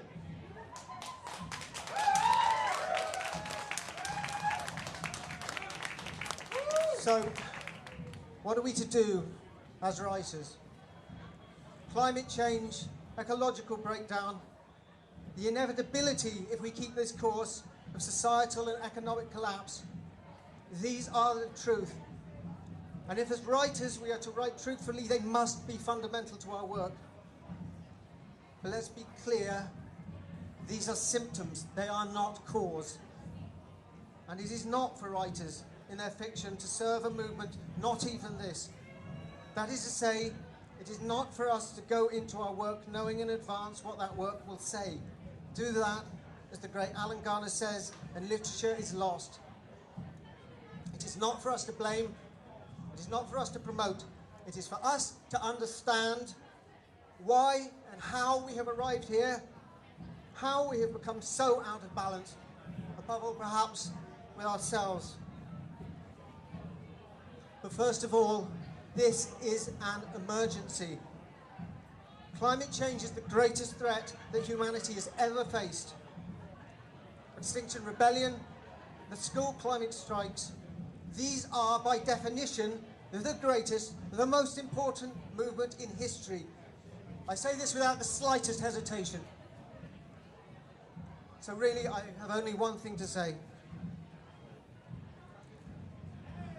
If you are to write, you must first survive. If you are scared or equivocal, if you don't feel ready to put your head above the parapet, put these things aside. Get on the streets, join the rebellion. The need to act could not be more urgent. Please, for all of us, do it now. Thank you.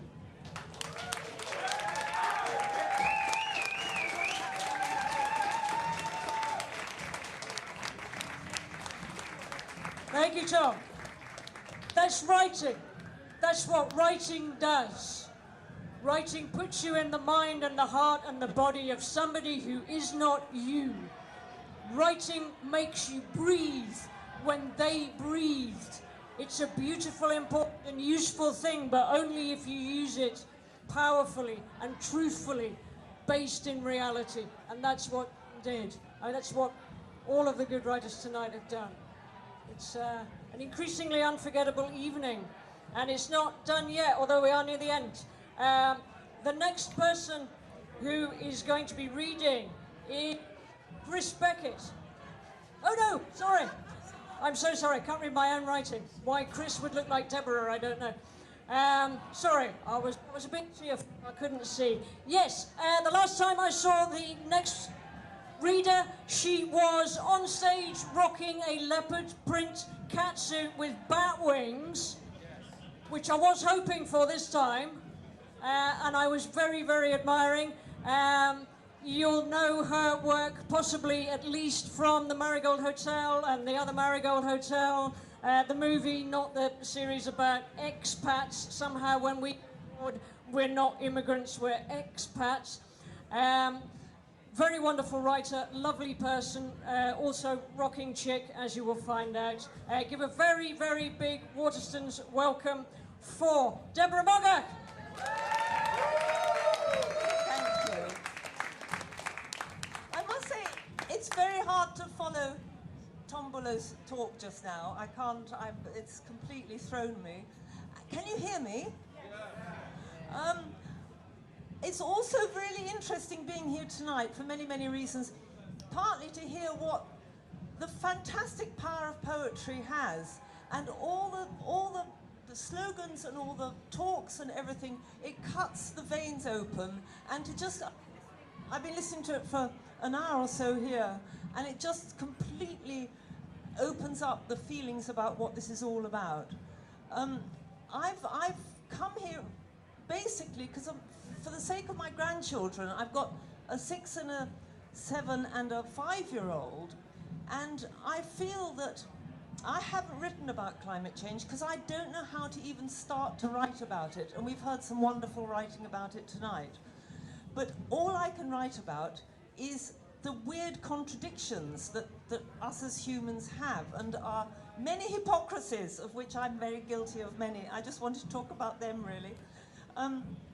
But back to the grandchildren, all of us have made the world our own. We've travelled over the world, and Helen Simpson's wonderful part of the story she read was about the ease of air travel, and the fact that, you know, I've seen dawns in Rajasthan and ridden horses across the Colorado Rockies, and been in Australia and had the most extraordinary experiences of my life. And that has, in a way, imperiled my grandchildren's experience of any of this. And I feel unbelievable and profound grief and guilt when I look at them. And the joy that I have when I look at them is sort of tempered by that. So I wanted really to talk about my own hypocrisy, really, because, and other people's, because, I mean, this started a long time ago. Back in the 80s, I remember being in New York on what happened to be Earth Day, and along 6th Avenue, I was up on the sort of 6th floor of a hotel looking down, and it was a long procession of sort of celebrities solemnly taking a tree to Central Park to plant. Lots and lots of them. It was all in the papers and the telecameras and stuff. And then I looked down, and in the cross streets were all their limos, all parked, huge plumes of exhaust going up for 6 hours or whatever it was that they solemnly planted the tree. And I thought, aren't we terrible hypocrites? And then I thought, well, actually, I'm just as bad as all of them. For instance, I've stopped flying, and I was supposed to go to India this year, and I rather pompously emailed this Indian literary festival saying, you know, I can't come because I'm now giving up flying altogether, and felt frightfully sort of goody-goody about it. And the next week, I've just got divorced, and I met a man at dinner who's also just divorced, who was jolly nice, and he said to me, he lived in New York, and he said, why didn't you come over and teach my students in New York for a week? And amazingly enough, I did think, well, actually, I'll just go to New York. And how hypocritical is that? There was another occasion when I was giving a talk at the AGM of the London Cycling Association, because I do bike everywhere. But it was absolutely pissing with rain, and it was down in County Hall, and I was living in North London. And so I secretly drove there in my rather nice BMW, and parked quite a long way from County Hall where this AGM was being held, and crept in and gave this talk about the wonderful things about biking in London. And when the AGM was over, all the other cyclists were putting on their things around their ankles and getting their lights and putting on their bikes. And they said, "Oh, where's your bike?" And I said, "Oh, it's just parked round the corner. I've just tethered it." And I slinked off to get into my very nice BMW. And as I drove up to the traffic lights at the other side of Waterloo Bridge, they all were there because the traffic lights were red. And I had to crouch down so nobody could see me driving this very nice BMW. And I thought it's a bit of a, Bateman cartoon, really. So, I mean, the hypocrisy, we all know it. We all know about, I remember when Paul McCartney got a Prius and flew it from Japan. We all are sort of, tiny bit guilty. But all I can say, listening to Josh Opinionese's parable about the starfish, that's the only hope that I can have about my darling grandchildren and all our darling grandchildren, which is that we're going to have to do small incremental things. And I remember a columnist in the Sunday Times last week saying, it's too late for perfect. I'm sure you've all heard that phrase, but it struck me that it's so true. It's too late for perfect. One has to do small incremental things and throw that one starfish back. And getting back to people, this last week in Camden, schoolgirls were giving Camden Council their thoughts about climate change. And it was very stirring. They had such good ideas. That they were saying there should be 2 meat-free days at school. We should have solar panels on the buildings, things like that. But I just want to read you the one thing which touched me very much.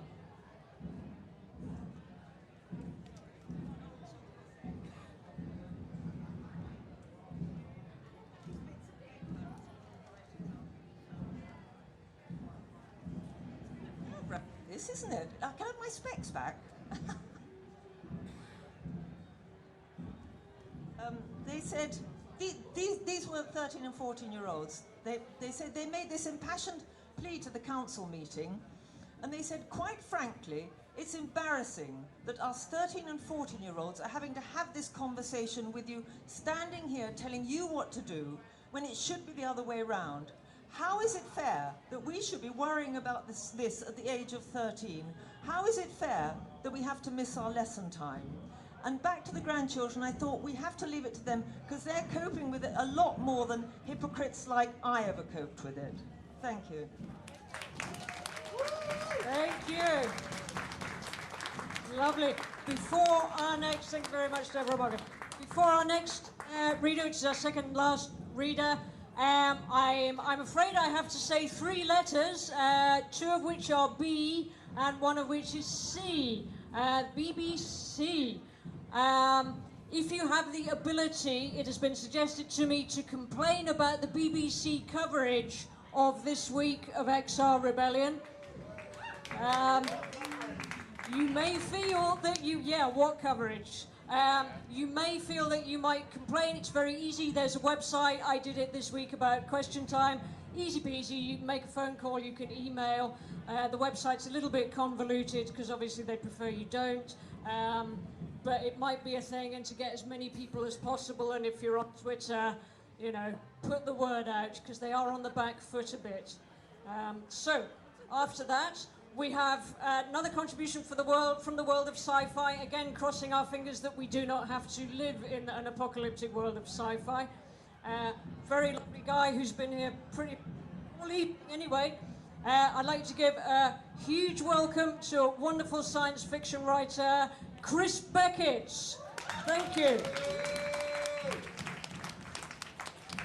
Thank you very much. To be honest, I've been worrying all week what to talk about here. And about lunchtime today, I thought I really need to get my act together and, write something because I still hadn't got anything at all. So my own little granddaughter was staying at home. It wasn't very easy to work at home, so I went to a cafe around the corner and I spent a few hours writing this, which is my thoughts about the stories we tell about the ecological crisis, the way we present the story of an ecological crisis, and wondering whether perhaps sometimes we tell the wrong story.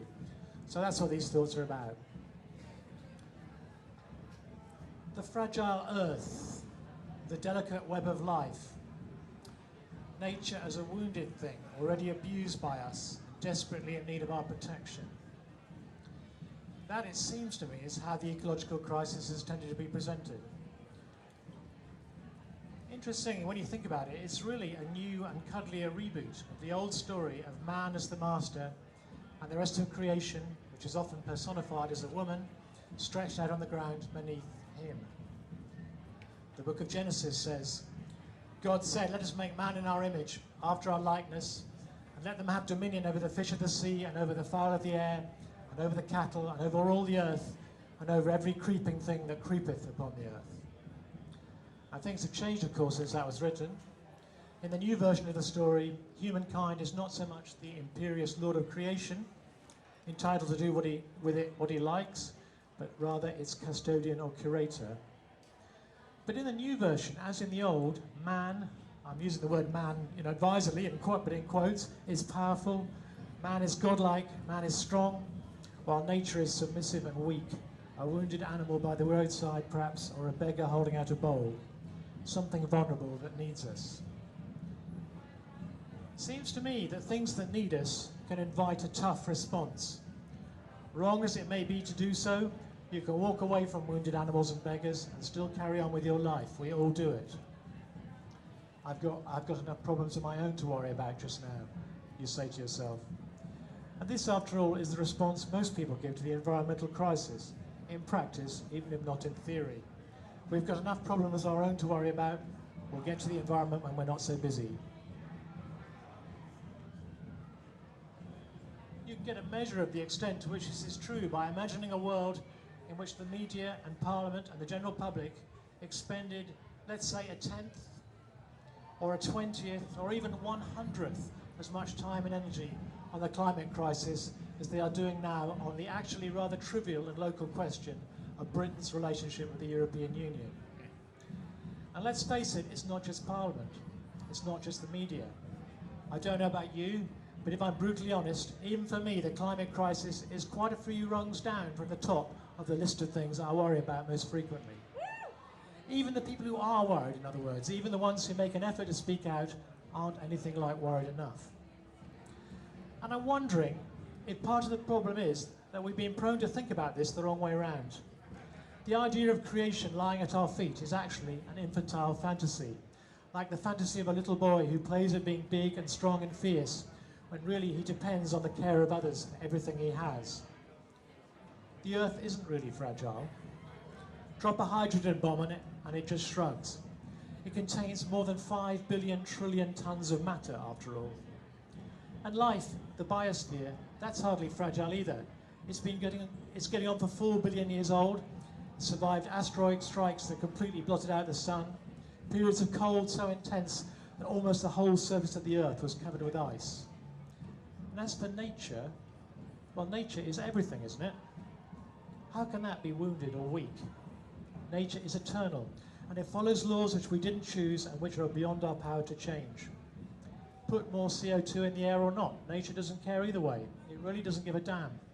Any more than electricity cares a damn whether or not you stick your fingers in a socket, or gravity cares whether you jump off a cliff. So perhaps the story we should be telling isn't the story about fragile nature, but quite the opposite. We're not the masters of nature. Nature isn't a supplicant.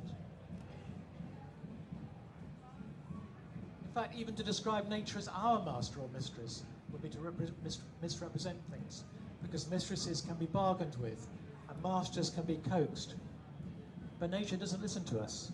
It doesn't hear us at all, but simply responds to what we do, following its own rules with an utterly implacable impartiality that makes the most hard and most rigid of bureaucrats look like a bleeding heart.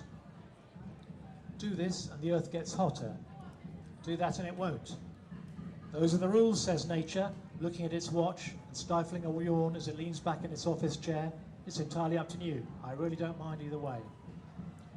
The truth is that we and our loved ones, all our achievements, our societies, our cultures, our histories, all of the things we value and treasure and give our life meaning, are just a tiny outgrowth on the surface of a ball of rock that doesn't even know we're there.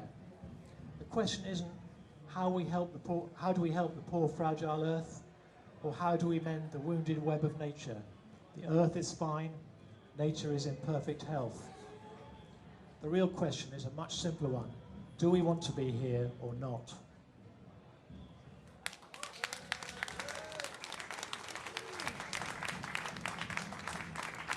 Thank you very much. Thank you very much, Chris.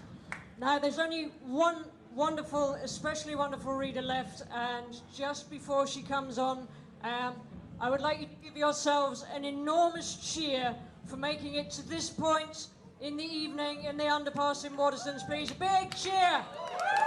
Thank you very, very, very, very much. Well done. You will never have been at an event like this. This is going to be, this has been an intense day, this has been an intense week. Not all of it will be immediately springing to mind. You won't remember all of it immediately, but there'll be a word, there'll be a phrase, there will be things that come back to you in a week, in a month, in a year. The thing about words is that they sink in. They sink in like water. They go everywhere, the way that water goes, and they stay with you. It's why dictators, politicians, they hate true, strong words that have meaning, because they cannot defeat them. And they are with you, and they are burning in you. They are the secret that you walk around with that keeps you powerful. When they tell you that language has no meaning and no power and no strength, you know different. You know it affects change. You know you are part of that change. And a wonderful example of burning language affecting change and bringing joy and reminding us that life is worth living. We are trying to save life because it is beautiful and joyous and creative and extraordinary and unexpected. Lord knows we weren't expecting this evening.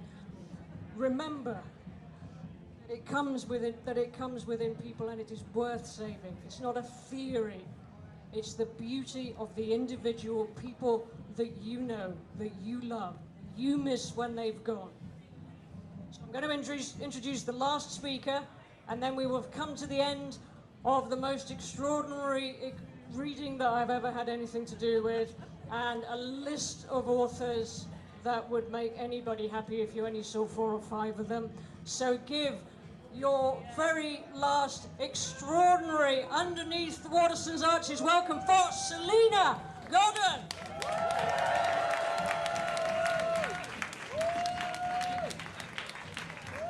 Hello, how are we doing? Right, let's make some noise! Extinction! Extinction! Okay, so I'm going to read a rant that I wrote this morning, which hasn't even been edited. It's written in capital letters, and it's not written for any other moment except this moment. It will never be written or never be read aloud again. It's for tonight, it's for today, it's for you, people that have made the effort to come and stand in the rain and listen to poetry and listen to writers outside Waterstones, for crying out loud. It's like we planned it. So, this is a letter from me to you, written this morning in massive capital letters. I wrote it originally as a Facebook post, and then took it and then didn't post it and put it in the deleted Facebook where I think I'm not going to post them. Do you do that? And actually, I'm just going to share it with you, not fucking Facebook. I just did a swear. Sorry. No problem. This is the Writers' Rebellion calling. Can you hear the Writers' Rebellion calling? I am here for this, and we are here for this. Calling all my bookish comrades, all the inky-fingered introverts, all the bespectacled pen pushers, calling all the writers. Are you here? Calling the readers, the book lovers, calling all the wordsmiths, calling the poets, the spoken word artists, the ranters and raconteurs, calling the literati, calling all the publishers, the libraries, the bookshops, the teachers, the professors working tirelessly to inspire young people to read and to write and to believe, to try to believe in a future where reading and writing and studying is worth it, like there is a tomorrow. Calling all book groups and reading support groups, the people fighting to get more books into prisons and into immigration centres.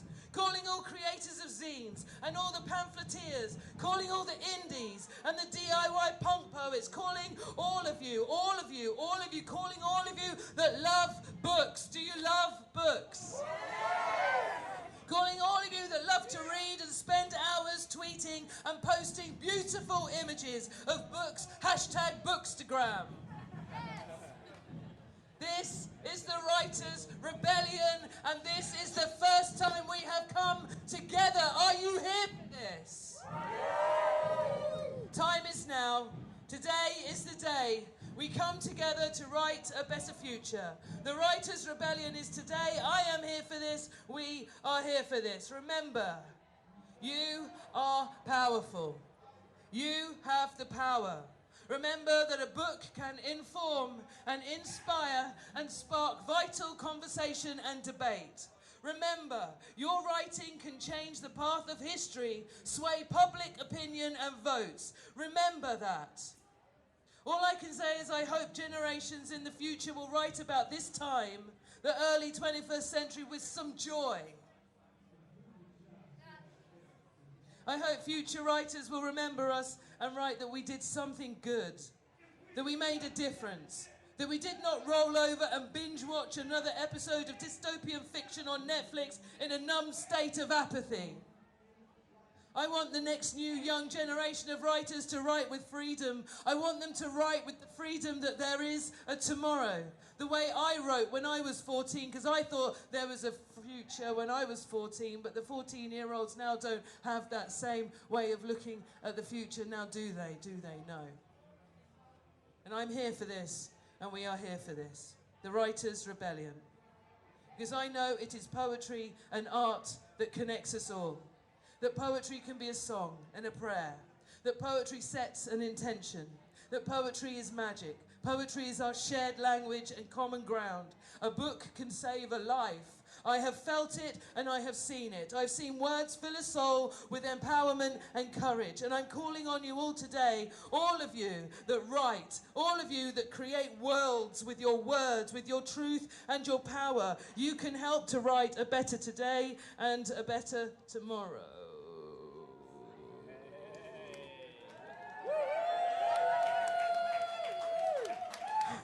This is the first Writers' Rebellion. Are you here for this? I am here for this.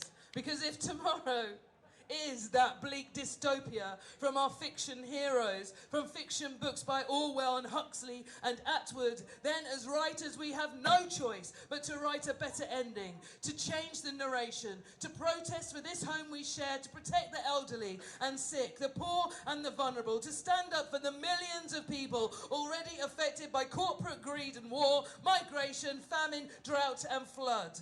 We are here for this. To protect our shared history and our ancestors' lands and the majesty of the cathedrals we have above us in the skies and beneath our feet in the earth and the bones of our dead and the architecture in the ocean and our forests. We must nurture all we have inherited and all that we will pass on and keep this world safe for now and for the generations to come. Are you here for this? Yeah. I am here for this. I write this today.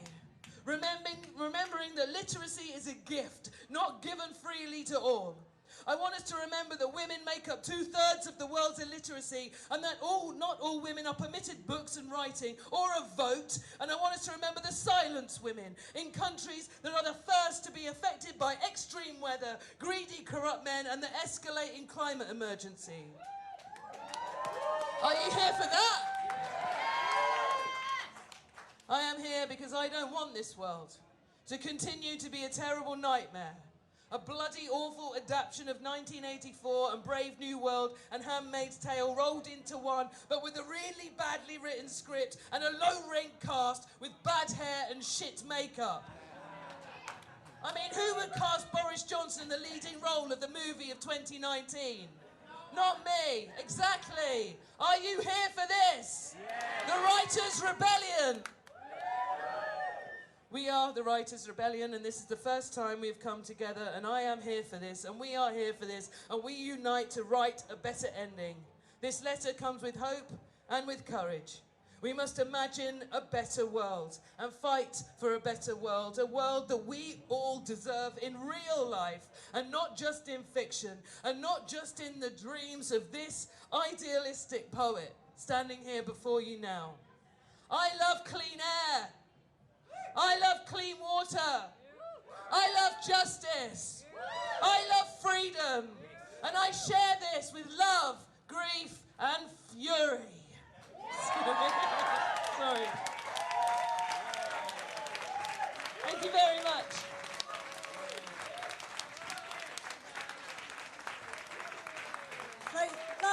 Not a big noise for Salena Godden. Thank you. So that's the end of the first Writers' Rebellion. Remember, tonight you cast a spell. That's what words do. In the bones of your body, in the flesh of your body, in the joy of your heart, in the joy of your mind and your soul and your spirit, you have cast a spell. Go home safe. Go home knowing you are not alone. Go home in power. Go home in strength. Your home may be a tent across the road, I don't know, wherever you feel is home. Go home knowing you are part of something which is now in motion. The spell has been cast, and this is not the last that you will hear from XR or from the Writers' Rebellion. Thank you so much for being here and for being part of this.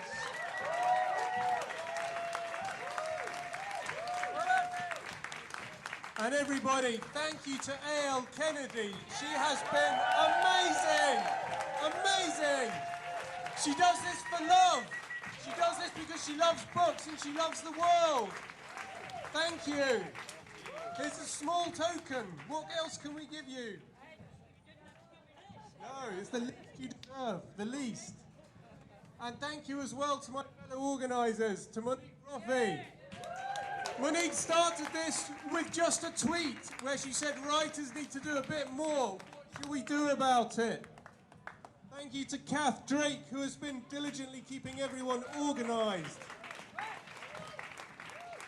Thank you to Liz Jensen, who has enabled many of the writers to be here today. Thank you to Jessica Townsend, who has liaised with Extinction Rebellion and allowed us to have this space. And thank you to Chloe Aridjis, who has also helped us to get so many of the writers here. And thank you to James.